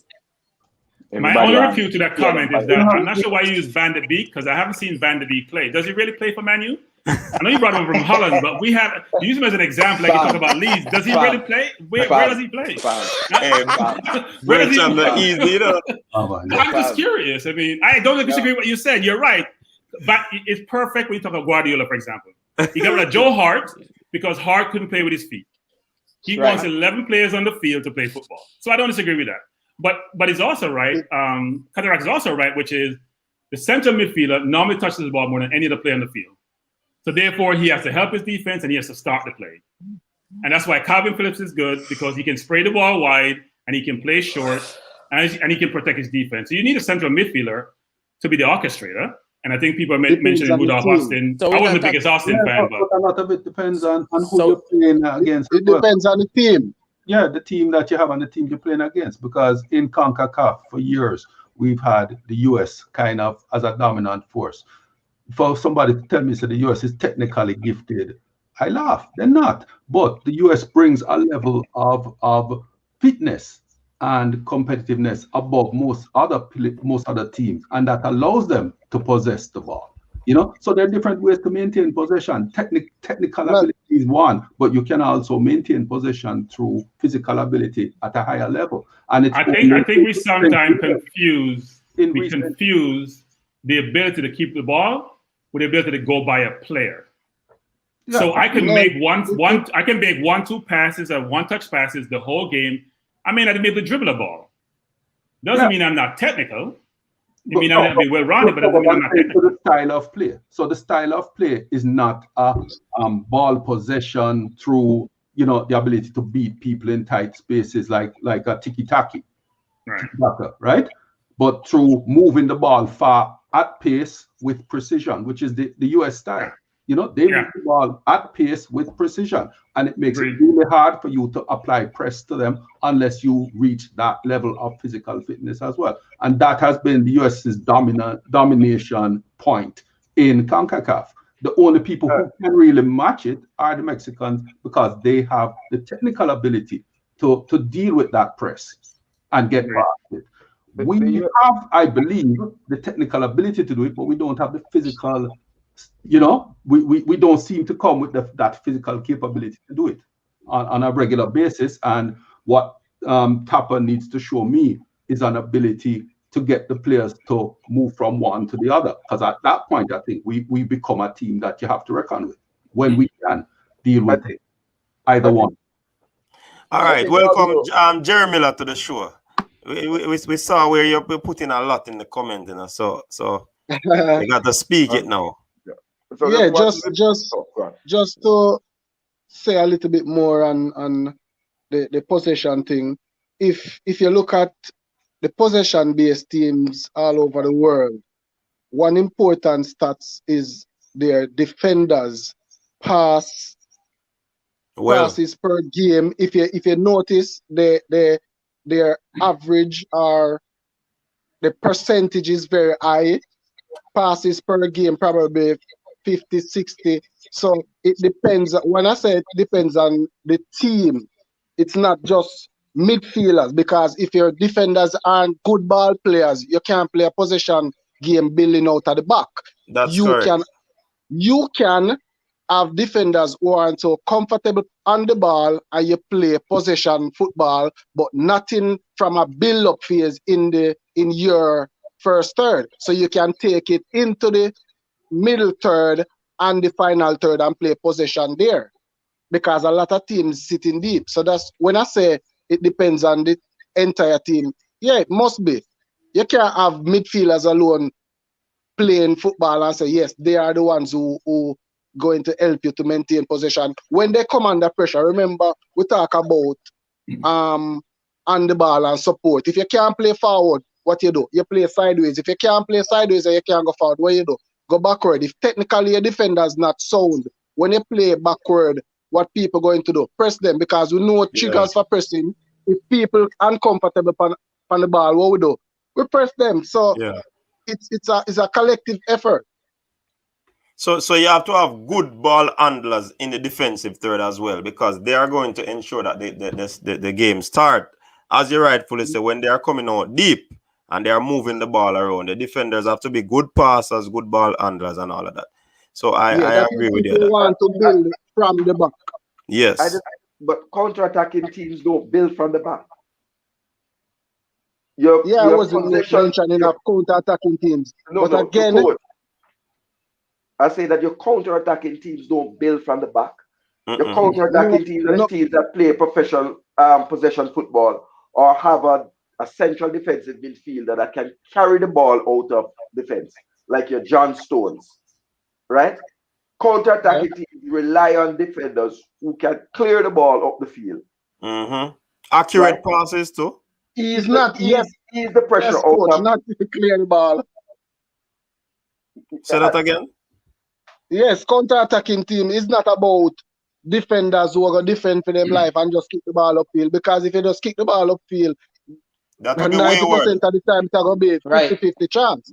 So counter-attack, it must be something organized, and you're playing a specific way. We're not even realize that counter-attacking not necessarily mean that the elements of a counter-attacking team.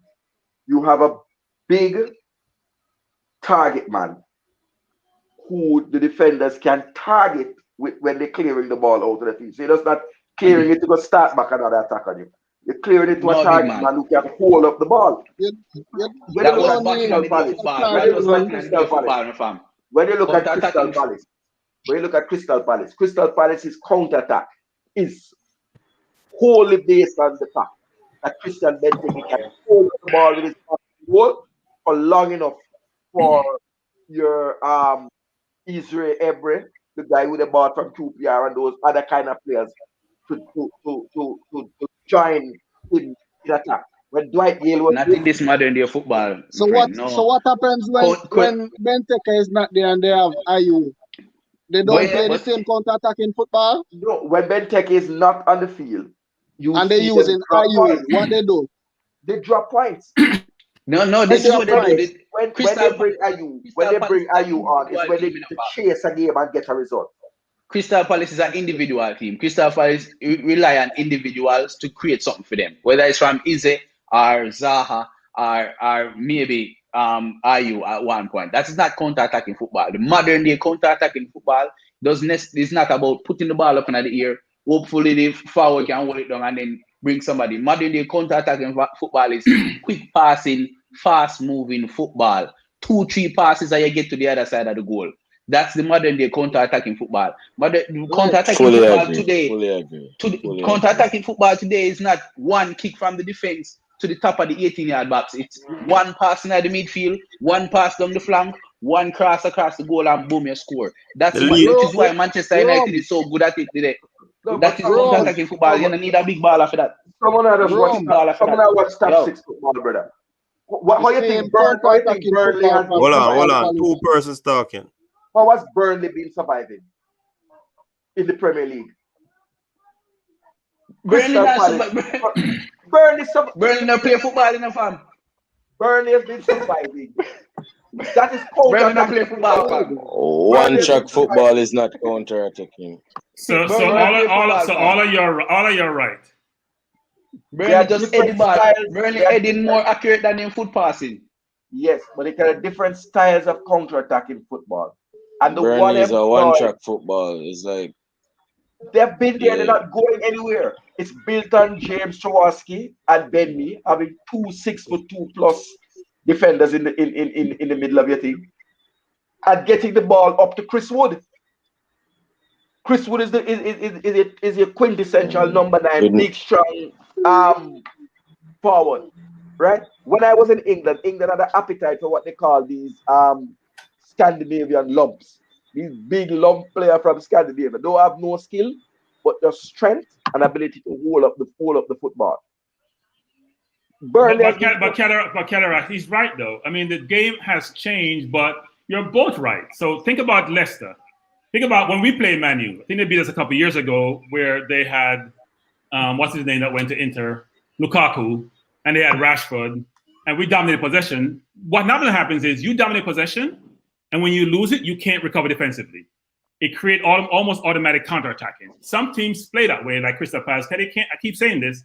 They can't play any different. They don't have the players to dominate possession, and so they're forced to play counterattacking. Leicester play counterattacking sometimes. When they play Man City, they play counterattacking. When they play the better team sometimes, they don't. If the team play normal and not trying to dominate possession and have 9 men around the box, so when they lose the ball, they can't recover. Right? So no one way is how you deem counterattacking to be. It could be as a Katarak is saying, which is you have the Burnleys, you have players like the Giroud type who can hold the ball up, and so to play off you, they can run off you. We do that with Lacazette sometimes. And don't laugh at my Arsenal team. We had a great day today. I'm being facetious. Yeah. Let's not talk about it. No, but I'm just saying there's no one style when we talk about counterattacking, right? You're both right. It all depends on your players, and it's mainly depends on the speed on the outside, frankly, because you have to get behind the defense. You got to do it as quickly as possible. When you win the ball, how quickly do you turn over to get to the next 18?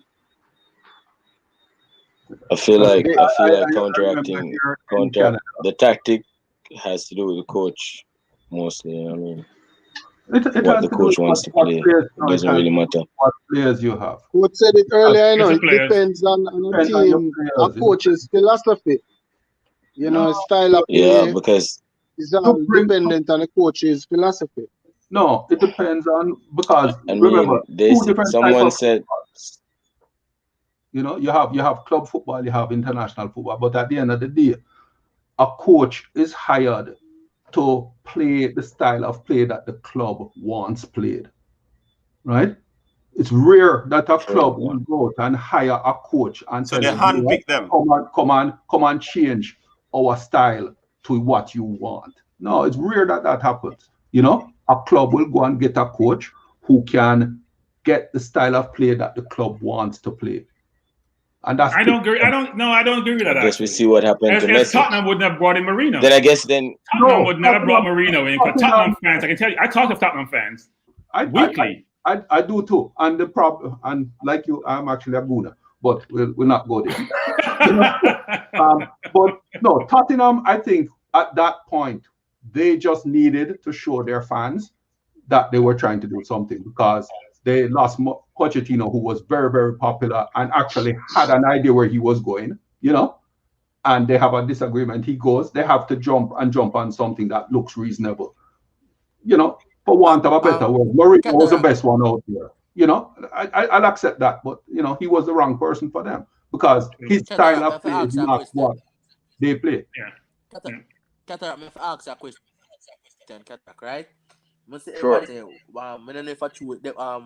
They're saying that Isaac Hayden is not interested right now, right? And people are saying that Anthony Grant, that playing Swindon Town, is not beast. He's not the enforcer he really needs. He's of a different factor. What do you have to say on that? How do you compare him as a player that play EPL like Isaac Hayden? So let me say, let me declare my hand, right? I'm the one who brought Anthony Grant to the attention of the GFF. I'm fully on the Anthony Grant bandwagon. Anthony Grant is a Premier League medal winner at age 17. Yeah, but they say he played one game in the Premier League though. No, man. You're in the squad. You're in the squad. He was in the 25-man squad, right? He was in the 25-man squad, brought in there from the under 19, not the under 23. He was brought in there from the under 17, and then granted as a 17-year-old, right? He came on one match against Manchester United, but Oliver Man never come on no match ever, right? You have some goalkeepers who sat there in the squad who were the number 3 goalkeeper, but you're still a medal winner, right? You didn't expect him at 16, 17. But let me tell you about Anthony Grant. When in 2012, Leeds was in League One. And we played against, he was at Stevenage at that time, right? And I saw him boss Robert Snodgrass. Boss him. Make Leeds have to substitute Snodgrass and bring on Neil Kilkenny, right? And if you remember, if I don't, you guys might not have watched Leeds, but Robert Snodgrass was a fixture in Leeds starting 11. The coach don't take him out, and he dominated him to such an effect. And I said, So Snodgrass, that's Snodgrass that the other man. no man, that was Robert Snodgrass at his peak. That was before he got the move to I think it's Norwich to come in the Premiership, right? Yeah. Anthony Grant has been dominating and, to use a Jamaican word, broken up midfielders for over a decade. People fear him. They just fear him. The man don't want to play against him.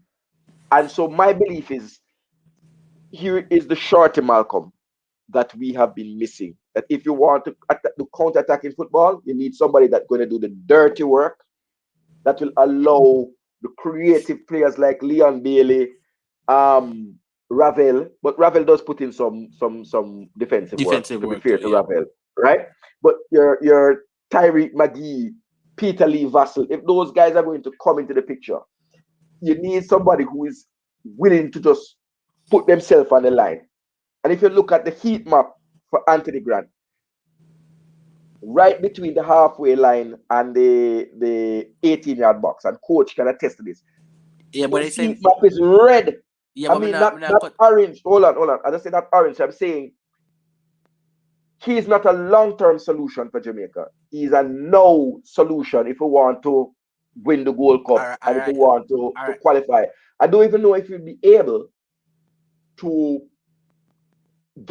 be able to take part in the World Cup, because if a Isaac Hayden, and you have this going to come to think, if a Isaac Hayden then gets interested, Isaac Hayden is a superior footballer, right? And you see Chelsea and Arsenal, those two academies develop and produce players that don't fall far in the league. They are well developed players when you see players come out of those two academies. You go look around the league and see who are star. Manchester United to some extent does, but I think players who don't make it at Manchester United, it mentally affect them that they never come through, and you find them drop through the rank fast. But take Manchester City. If you look in the second division, like League One and League Two, a whole heap of man will come through Man City Academy. Down there, just a bungle up age 25, 26. Don't come to nothing. But you look at Arsenal, Eddie and Ketty, all them, they will never drop lower than the championship. A Chelsea player would never drop lower than the championship. I mean, Grant now at 32, he took a thing and went to Swindon. But he won the league. He won League Two. He has a winner's medal. But he's saying though, because he's playing in League Two, he's not good. He's not beast. They're saying at the age. They say Isaac Hayden is a better player right now.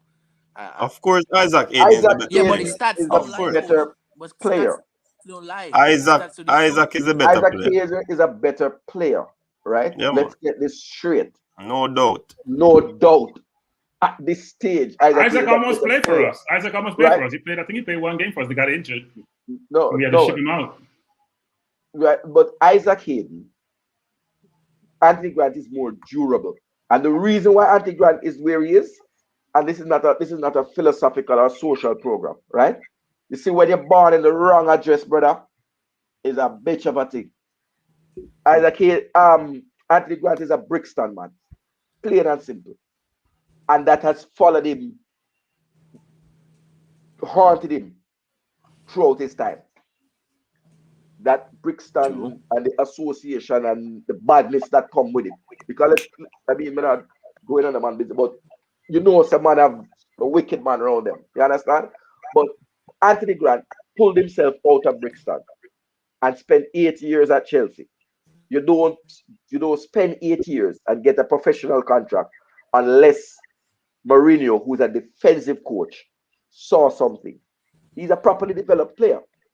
Now, when we went to the World Cup, our defensive midfielder was Peter Cargill, who was in his 30s and had come back to us from what was a professional in Israel at the time, was playing professionally in the Israeli league. So he had that tactical discipline. right? And I think any man that talk against Anthony Grant, I must have man with a Brazilian or Argentinian. Them man they will put on Brazilian shirt at World Cup time. It can't be a man that put on a Jamaican We're shirt. not gonna call name, but Because no man, because we have young midfielders, creative midfielders like Tyreek McGee and Peter Lee Vassell who can come in and add something, but they need to have somebody who is going to mop up behind them. N'Golo Kante did it for Leicester and they won, right? That's a position where I'm now going to dominate the program, right? I was going to say to you, when Leeds has always had a exceptional defensive midfielder, never since the day I watched it. It was David Batty, for those who recall. Then we moved from David Batty to Carlton Palmer, right, who came from Sheffield to Leeds. We had Rudolph Austin in there, right? And they allowed the players like Gary Speed and those guys. When Gary Speed came to Leeds, he had lost his legs. But David Batty did all the cleanup work. That kind of player is somebody I look out for and always have an eye for. Isaac Hayden is the real deal. It's not no joke about that. The joke, if Isaac Hayden was fully committed to Jamaica, fit, players wouldn't take a call up. I wouldn't take a call up if I was Sergio Des at Barcelona. You're likely to end up on a stretcher because those players tackle hard. They are what we call in football uncompromising, right? They go in for the 50-50 ball. It's like, where you play chicken. And most of the time, the attacking midfielder pull out for the challenge. Not even N'Golo. Think about Roy Keane, right? Think about Paul Ince. Tackling hard doesn't make you better, though. Tackling hard means that the attacking midfielder is not likely to come through the middle of the park. You have to go along the flank because nobody don't want to come in that middle. And so it brings a fear factor. Yeah, man. Arsenal, look here. Chelsea had the Vinnie Jones, right? People forget that Vinnie Jones was a scary prospect. He came from Wimbledon, right? When these kind of players are not, they're not dime a dime a dozen, right? Because you have to be able to do it without accumulating red cards, right? Because you can get yourself. He didn't get a lot of cards. He didn't get a lot of cards, though. So he didn't get a lot of cards. The last man that tried it was Lee Catamol from Sunderland, and he got an England call up, and the man have to done with that experiment fast, because you're just reckless. Right? And the coach, you on a yellow card and you still are going. I feel like Anthony. Go ahead, brother. Who is that? I feel like Anthony Grant is like an enforcer who is Raja. Anthony Grant is an enforcer who's not gonna get cards and who's gonna make players stray away from coming through the middle just the same. So, I mean, I hear a lot of people saying Hayden is better because he's at a superior level, but it doesn't show it to me. I mean, Grant, for me, could be playing at Newcastle just the same. As you said, though, politically, he's from Brixton. Come on. He's not better than Hayden. Nobody could prove it. His heat map shows it for itself. It's red. He stays where he's supposed to be. Hayden strays all the time, and he makes rash challenges. Doesn't make him better. Lewis Baker, Lewis Baker could do the job for us, but Lewis Baker doesn't drive fear. You're not going to get fear in your heart with Lewis Baker. You're going to be concerned about his ability to make link-up play. Lewis Baker is more a link man. Link the defense. Watch Ektal start with Gold Cup. No man. My question. Serious football, brother. Let's talk serious football. In reality, still no. The level was up here, and then you go make a statement like that. Frederick. No, hold on. Brother, we play sound, you know. You're coming like this part of the show now, what a dub for dub, a big part, and you're going to play goofy. Oh, Rasta. So, Why? Yeah, Jerry. yes, so my question. We can Go use a ball handler in that D mid position. Look how many good attacking players we have. Is it that we have to find a man of steel to put inside of that position there? Tell me. Is it that we in a CONCACAF, let's maybe Yeah, we finish, do. in a CONCACAF now, put aside Mexico, which other team we can dominate with the talent pool that we have now? Why we need one of them players there? Tell me. USA, they said that, no, codically, I'm not calling other people names. Codically, people are saying, other YouTubers are saying that we can defend them, dominate them because they have Giorina, Sergina, that's high-low players that play in Europe right now, and who compares to Bobby Reed is not good, and if Bobby Reed All right. Jamaican player is not good. These are the things that they say. All right, so my question to you now, how many of these YouTubers will say all of this, analyze the team and tactically if you know whether or not we can play a certain way against them? They don't watch people. They don't watch them though. They don't watch. They don't watch. People just talk. Right.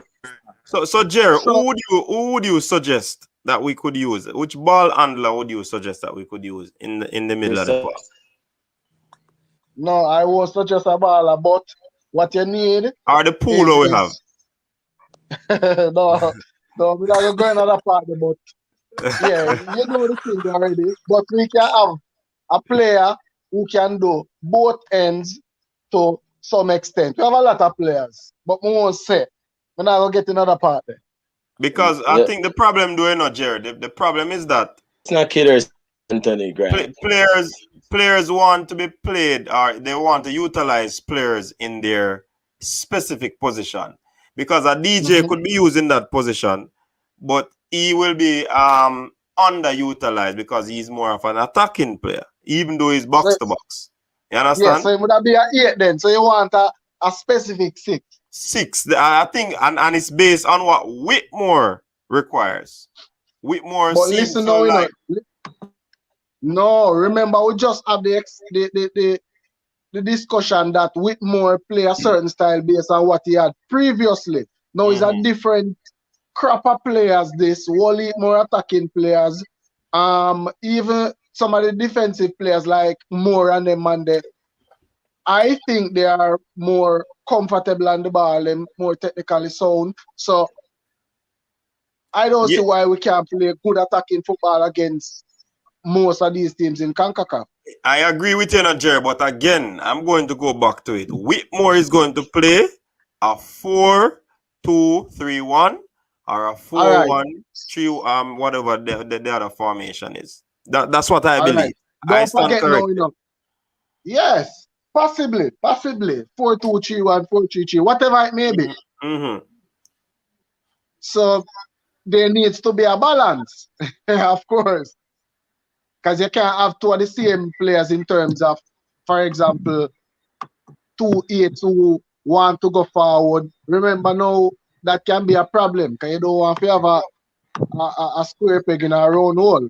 You know, players' natural tendency, if it's an attacking player, like probably the last 2 games where you see Ravel playing down there, so his natural tendency is to go forward. So you're going to get him astray.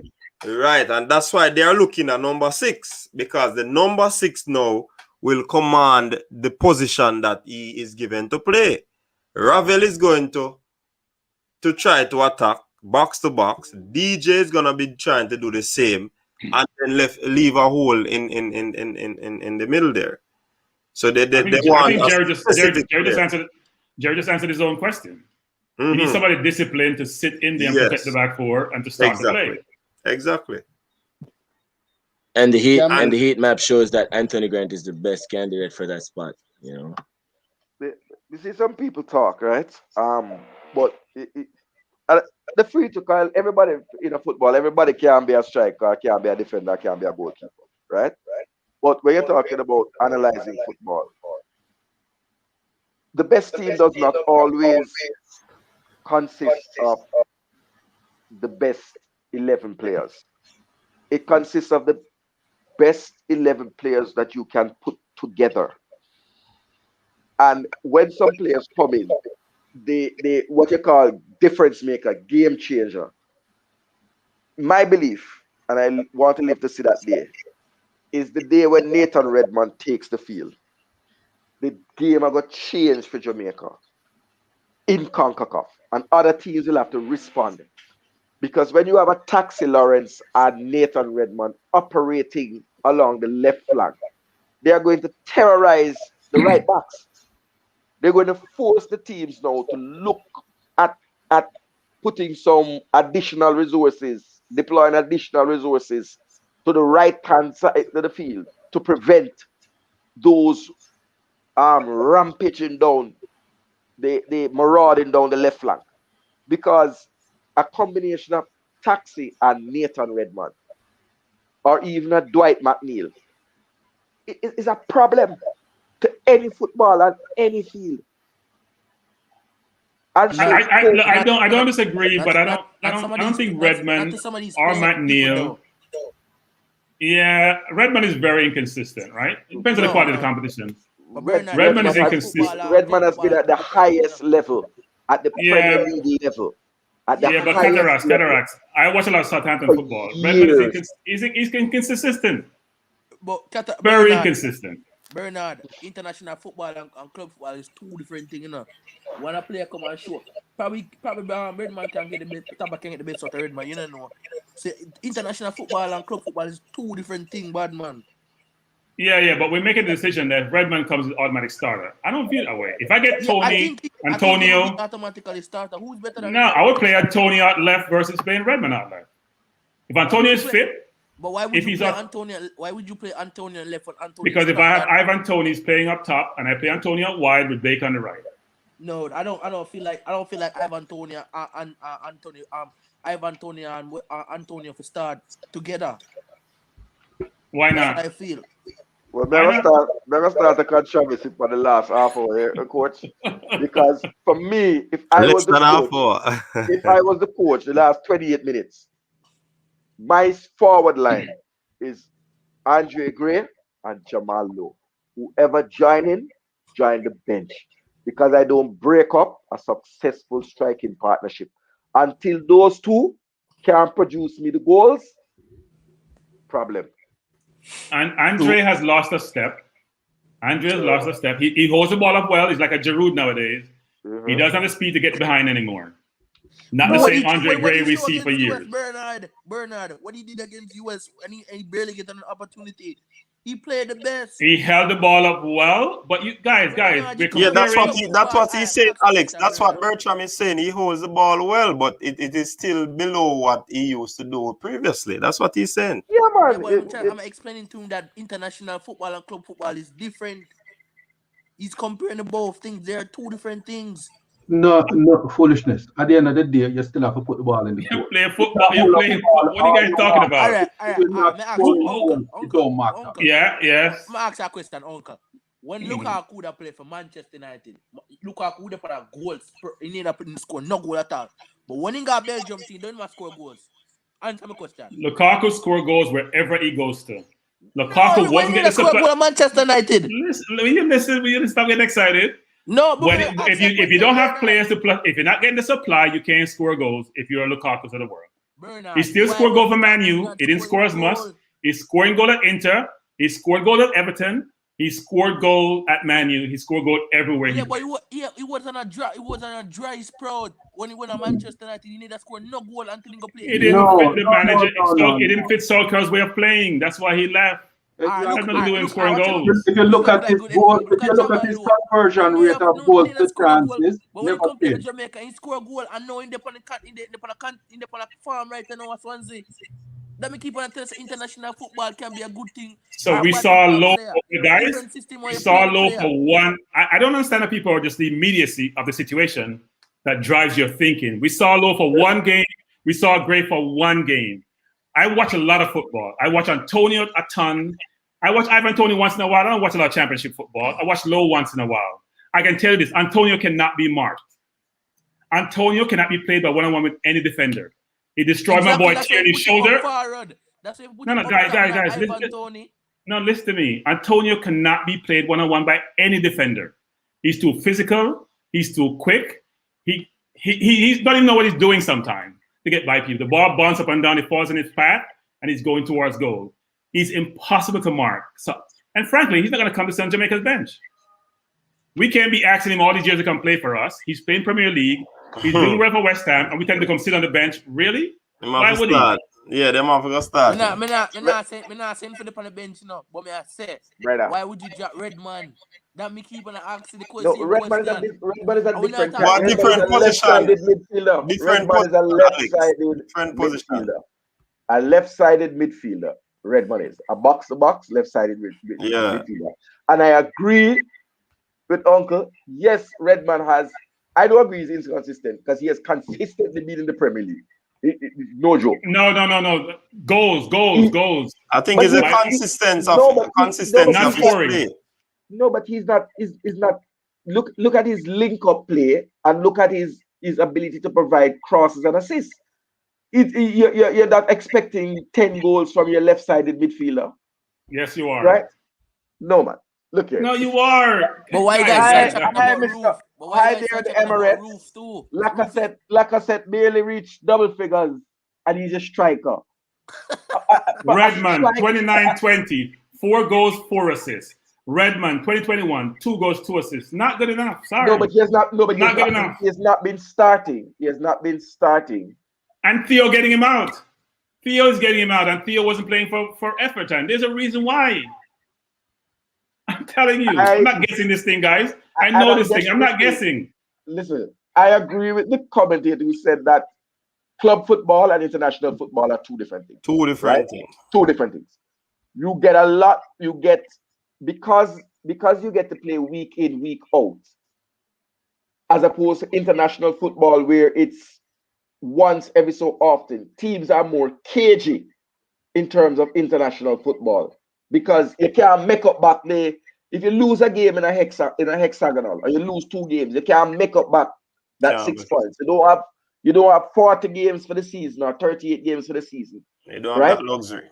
So you need players that don't miss a lot of chances, right? And that is why what's his name from Juventus was always a striker for over Inzaghi, even though Inzaghi had more goals in the Serie A. The name soon come to me. He was a starter for Juventus, right? And he kept out people Inzaghi because Inzaghi just missed too many chances, squandered too much chances. And in an international game, if you're at a high level, a team doesn't get 2 chances in the game. At an international game between 2, let's say top 10 sides, you're probably gonna get 2 and maybe a half chance. But don't put those away. But he must say Redman is inconsistent. You can find Antonio consistent too. Antonio injury prone. And I don't believe, gentlemen, and I'm in a touching wood, I have a wooden desk, right? That if Mikel Antonio comes for September at the start of the hexagonal, I am almost guaranteeing you that he's going to break down somewhere during and pick up an injury. He is very injury prone. And so I don't think he can represent Jamaica for 10 matches in the hexagonal. I don't expect. I agree with that. He has muscle problems. So I agree. And it's because he has. West Ham has tried to convert him in this last season and a half to a centre forward. But Antonio is a winger. He's a winger. Well, it's a wing back, turns a winger, now turns to centre forward. Turns to centre forward because he operates at explosive speed. Right? Because his muscles are big. Right? And so therefore, always at the hamstring and the muscle tears. Mm-hmm. And they brought him to play in the middle, but he doesn't have the discipline to stay there. Because if you notice, he tends to drift wide or come back because he's comfortable. Pick up the ball and run at you, or go into a foot race, and ends up injured. But why we're not talking about Kemar Roof though? No, Kemar Roof is the truth, man. Oh Jesus, Kemar Roof is the truth. He's the truth. I mean, he's been doing it. He, at his time in Leeds, he's a cult hero at Leeds United. He left us. He went to Belgium, I think. Yeah. At Anderlecht. Yes. And then he comes to Rangers. So he has played in the Europa League. He has played in the Champions League. Question, right? But for me, if you have a starting partnership that is banging in the goals, do you break it up, or are you forced to play to add and play with 3 men forward? And therefore, the whole dynamic of your tactics. That's why you come back. That's why you come back to your original question: who is the best coach? Because if these guys come, Jamaica will be forced to play with 3 forwards. Because as you say, you can't call a man from the Premier League to come sit on the bench. Come bench, yeah. Hey, we have an American in the house, Joshua Simmons. He's on here. He's from America. He's from America, and he comes to listen to our Reggae Boyz conversation so that he can bring back tactics to the coach. So I'm just kidding there. I'm just kidding. But he's always here on. They don't need any help. They don't need any help. They have good players. They don't need any help. Let's be very afraid. Joshua, welcome. Anthony Grant is on his way. So be very afraid in the middle of the park. I think one thing you must start doing, coaches bench on the panel. The United States is tactically disciplined. Very. Right? Outside of being technical, they are tactically disciplined. So they're not going to ball watch. They're not going to play out of lose shape. They're not likely to do that in a game. And so normally you have to take something to pick the lock. That's what it's called. And that was where Whitmore used to be good. Shamar Nicholson. Yeah, will he break into the team? Rate him. Cataract, now try cut your Cataract. Yeah, man, got you, brother. Jamaica have one of the best attacking team in CONCACAF right now, hands down. Not even Mexico have a better attacking team than them. On paper. On paper, yeah. On paper, they have a better attacking team. And do you think Shamar Nicholson can be a part of that attack? Yeah, definitely. I would love to Shamar to be a part of that attacking pool. But I think USA does not have an attacking player. Josh Sargent, I see people are hyping him up and say, yeah, he's going to be the next number 9 for USA. He's not that good. I watched this guy play in Bundesliga, right? He's not that good. Joshua, yeah, man, I say. Me talk facts. Facts don't lie. Try, me I tell you, say, Roof better than Sargent. We can name multiple Jamaican striker that better than Sargent, right? I know. Yeah, but how you define better? The man is scoring goals in a consistent system. I mean, that is what you want. Who scoring goals in a consistent system? Coach, pull up Sargent stats, me coach. We want to show Uncle Sargent stats, right? I know. No, when you're looking in the Bundesliga, right? The man is what, in 6th in the scoring chart. You're not a rooks if you're the 6th highest scorer in the Bundesliga. Yeah, but I pull up in chart, making sure. Yeah, but who score more goals than him though? He's not. Yes, we have one guy. We have one guy. So what you're saying? It's not that he's a bad striker. I'm not saying he's a bad striker, but he's not ready for this yet. CONCACAF is experienced. You see how CONCACAF man them play rough and dirty. The man get me a thumb up in their face and then something the uncle. We know this uncle. That CONCACAF is very dirty.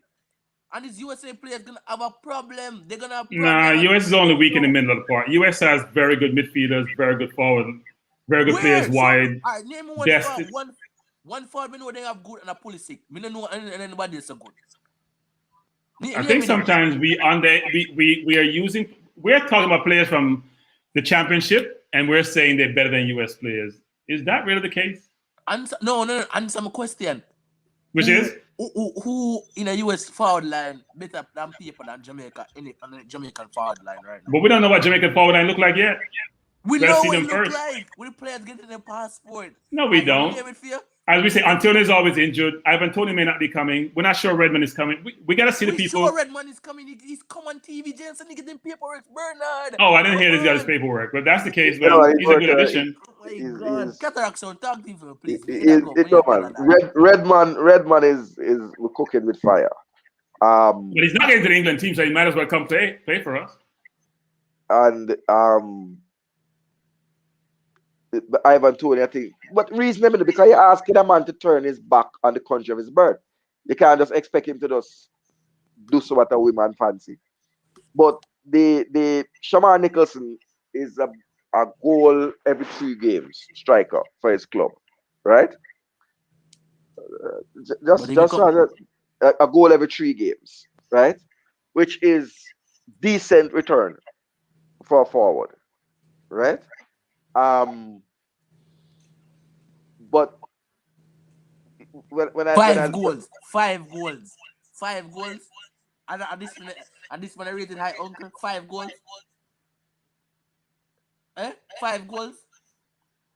Look at him passing, accuracy passing, 69. This player is not creative. You're gonna stats don't lie, no. Stats do not lie, uncle. Stats do not lie. I never said he was creative. No, but look at the attacking. 5 goals. 5 goals. 5 goals, uncle. 438 minutes in 28 games. Are you as a striker. Antonio, if you look at his heat map, right? He's spending a lot of time. He's spending a lot of time out wide, out wide, right? And in the middle, he's spending a very little time in the box. In the box, exactly. Right. So that might be the system or whatever happening. But I'm saying I want to jump off. Shamar Nicholson has been at Shalwa for 2 seasons now, right? Yes. Scored 17 goals. That's what the stats say. Which means he has not had a season, a 20 goal a game season yet. So he hasn't broken out. Yeah, we right? understand. But yes, he's giving he's giving decent returns. As developing, right? But if you look at the difference with Shamar's red is in the box. 9 goals. Look at that, coach. Look at that. Look at the difference. 9 goals. This is what we are talking about. Guys, we can score the quality of the competition. I'm not trying to bully nobody. Different leagues, different quality. Yeah, the quality competition. I mean, the US has Pulisic, they have Reina, they have Des, they have McKinney, they have Tyler Adams. No, I'm just talking about quality of players. And you can get goals from a lot of different players. Oh, yeah, you're talking about quality. Yeah, talking about quality of players. We keep saying how great we are for a bunch of, and I keep telling you guys, I've seen a lot of the players you're talking about play. When we talk about Premier League, some of the players we talk about. Watch. No, I'm not gonna say nothing to you. Pull up Antonio's stats. I understand the level of excitement you get from thinking we have all these players and going to dominate. Mexico and the US are not that easy to beat against any competition. No, but I don't think anybody said that. To be fair, we never to my brethren, we've never said that. He's inferring that we have better players, so we should win easily. He's saying that we have a better opportunity this time to go all the way because we have a better quality of player. And that's fair. That's a fair statement. Right? So we are able to compete. We'll be able to compete, or to be able to compete on a more even keel, which is fair. That's a fair statement. But I think what might be missing is the fact that we don't have our pool of local based players to augment because there is a Jamaican-ness, right? Because we went to 2 finals without the help of Premier League stars, right? Outside of Wes Morgan. So look at the bar stats and compare Pulisic stats with him stats. No, better player this season overall. Bro, I'm gonna understand what talk about. Act like Jamaica no for breed for the countryman them too, brother. Jamaica have good players. Talk about that. We are not saying no. I don't think anybody's not saying that we don't have good players. But let me be fair. Let me be fair to you. Let me be fair. Let me be fair to you. Let me be fair to you. You can build up. Hold on. Schalke was relegating in the Bundesliga. And who? How Schalke when McKinney left? How McKinney left from almost a relegation team, now bottom of the third eye table, go straight to Juventus. But then there's an opportunity, a good agent do this. Understand why couldn't a man from like Kaim Paris, I want him to play something in the second division and score 14 goals a season, left and going on top league? Cause what opportunity? A guy make your next thing too. Barnsley. Daryl Deek is a good player right now, but he scored 6 goals last year for Orlando City. How did he make it in Barnsley team? American owner, Jamaican player, don't get opportunity. So never big up on the own too. Never talk about that.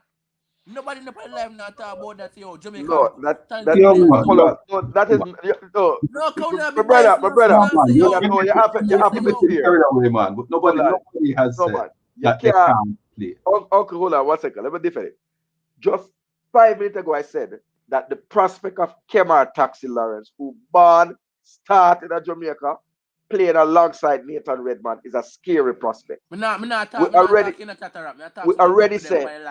say Andre Blake is the number 1 goalkeeper for Jamaica, and that there is no prospect even close to him, right? We said that Lowe is a good centre back. He's not an elite centre back. He could be elite centre back if he moves to Europe, though.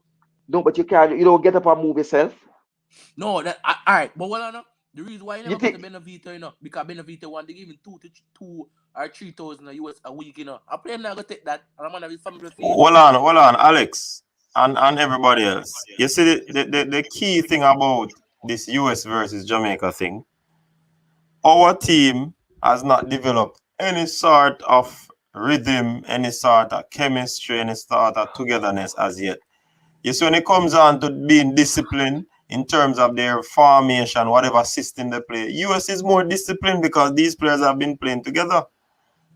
And that's the difference, So on paper, that are the first thing that is written on the match card. But the teams can't go to play on paper. They have to go up on the pitch.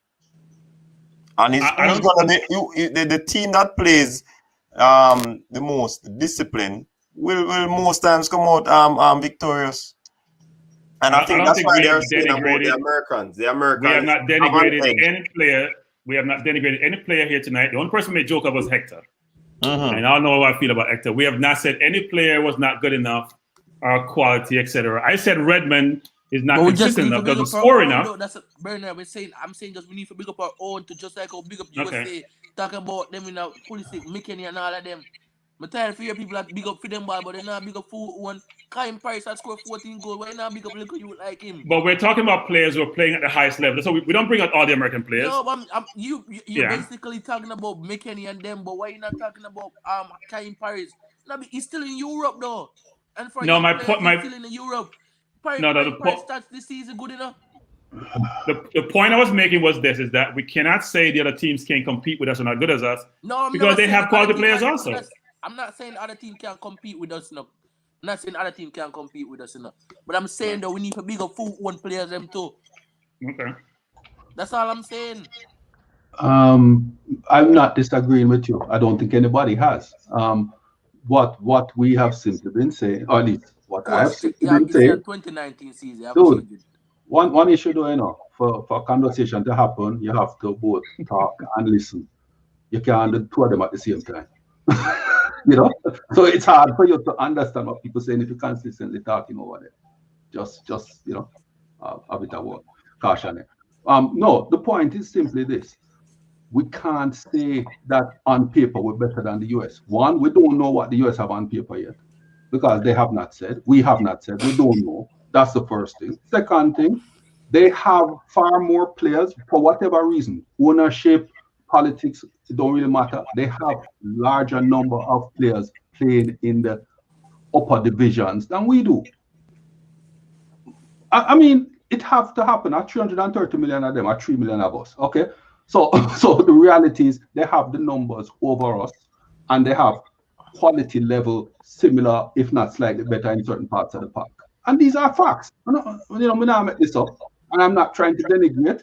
I believe that Jamaica has something and will take us there. And I really want it to happen. And I think we started with a topic that I think is the one we should be focusing on, is what type of help are we going to give Whitmore in terms of, assistant coaching and stuff, because we seem to be bouncing around the fact that there might be some weaknesses in either his technical or his strategic or tactical, portfolios. And we have to say, okay, is this what we're going to get him to focus on in getting this new person, or are we getting someone to work on the physical capabilities?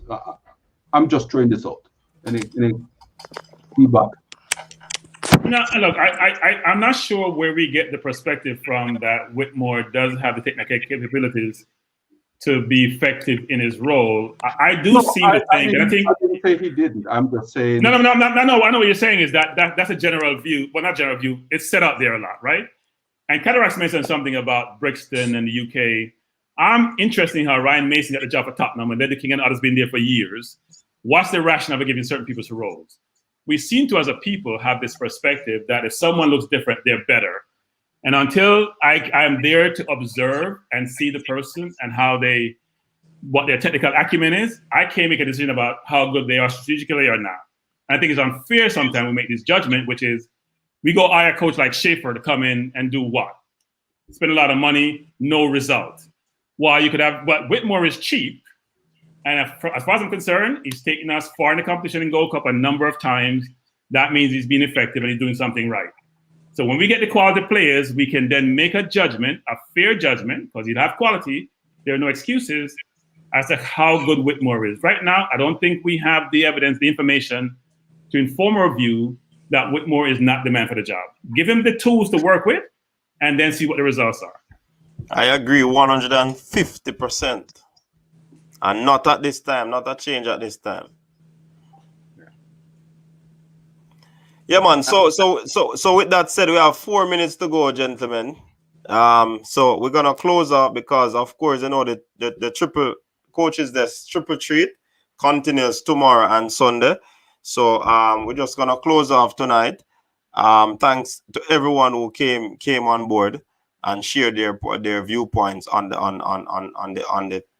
matter at hand. Definitely. We went off on a tangent a few times, but nonetheless, at the end of it, we were right back to where we started. So, as usual, what we do, people, is to ask our panelists just to give their closing view or comment on the topic or what the discussion was. So, Cataract Sound, you are the first.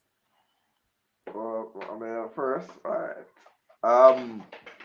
Relax, and I listen to one of them because honestly, the conversation very at a high level tonight. When I tell you the lie, and I think everybody would have learned something. Yeah. I just make 2 quick points. It's a good move to get Coach Whitmore some assistance in the United Kingdom. Mm-hmm. I think someone who is there to be able to run a training camp and bring players together when COVID and other things present them from coming to Jamaica would be a good move, as well as to be able to scout and look over the players there and maintain a relationship. It's a real travesty what has happened in England, and I hope that we move forward from here.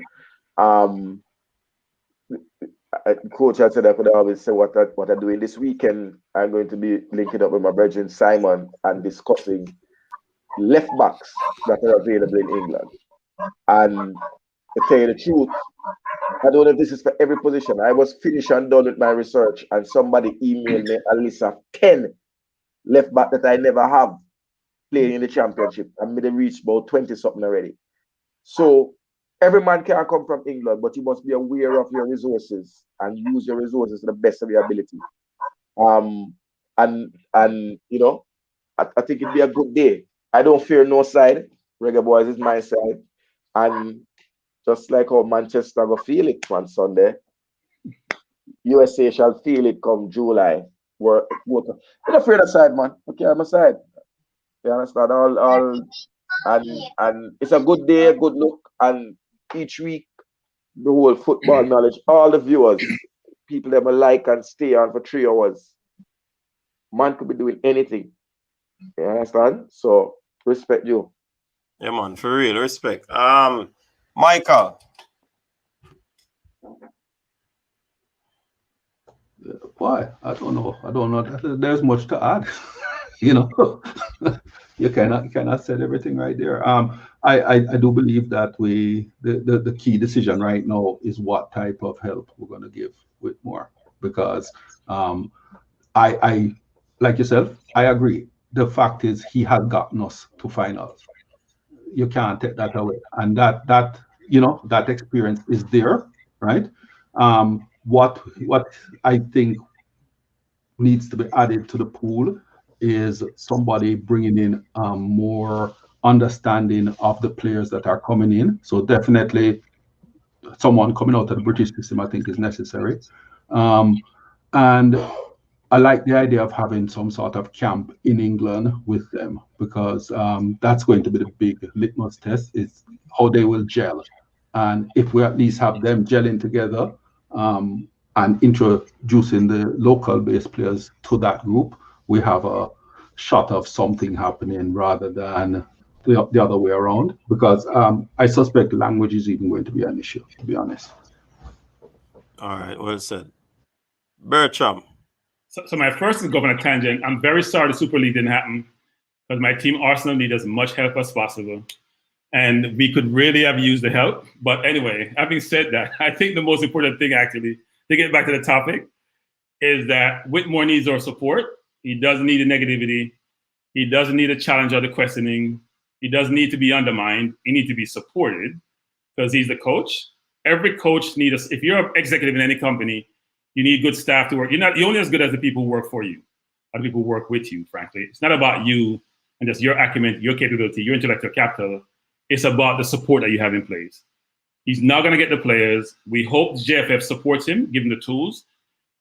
Limit their dissension in the ranks. Don't have things that are going to challenge how things operate in terms of how I travel, do I have the resources, how I get paid. Let's get rid of all the noise, and let's focus on the task at hand, which is to get a cohesive, collective group in place to challenge or to get a World Cup spot. Not only get a World Cup spot, but to do well next year in November in Qatar. We need that, and we need everybody to rally. And as I said before numerous times, and on this program, which is, if you've experienced going to the World Cup, because we know we weren't going to win it, it's the best feeling ever.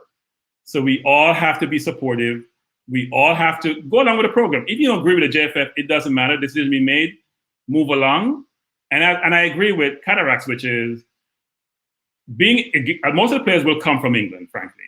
It won't be local players. All going to be players who are playing overseas with a central location, especially in COVID time, where they can bond, create some unity. We have heard noise around British players, the Jamaican players. Get rid of any dissension that you have in the ranks. Get to a location, bond together, get to know your fellow players, get to know their habits, get to know their capabilities, get to know their likes and dislikes, and it will help us to get to where we're trying to achieve, which is to get to the World Cup. So hopefully that will all happen. Well said, gentlemen. And again, trust me, best team around town, the panelists. Big up Michael, Katarak, and Bertram. Always a pleasure to have you, gentlemen, here on the panel. Trust me, your football knowledge is up there, and I can see that you actually watch a lot of football, like myself. And basically, it's the first night of the triple treat. Yeah, man, and we have 2 more to go. So thanks again to everyone, those who have been lighting up the comment. Trust me, some good discussion in the comment section. Big up yourselves for all the persons who stuck around. Like Cataract said, just to sit with us for 3 hours in itself is a big ask. You could be at your bed, you could be somewhere doing something. So big up yourself. Thanks again. And tomorrow, this is where we'll be again. Thanks again for the support. Big up yourself. Stay safe. Peace. That's up. Oh, That's up. Yeah, man. And definitely, we're not finishing the bottom of no Super League.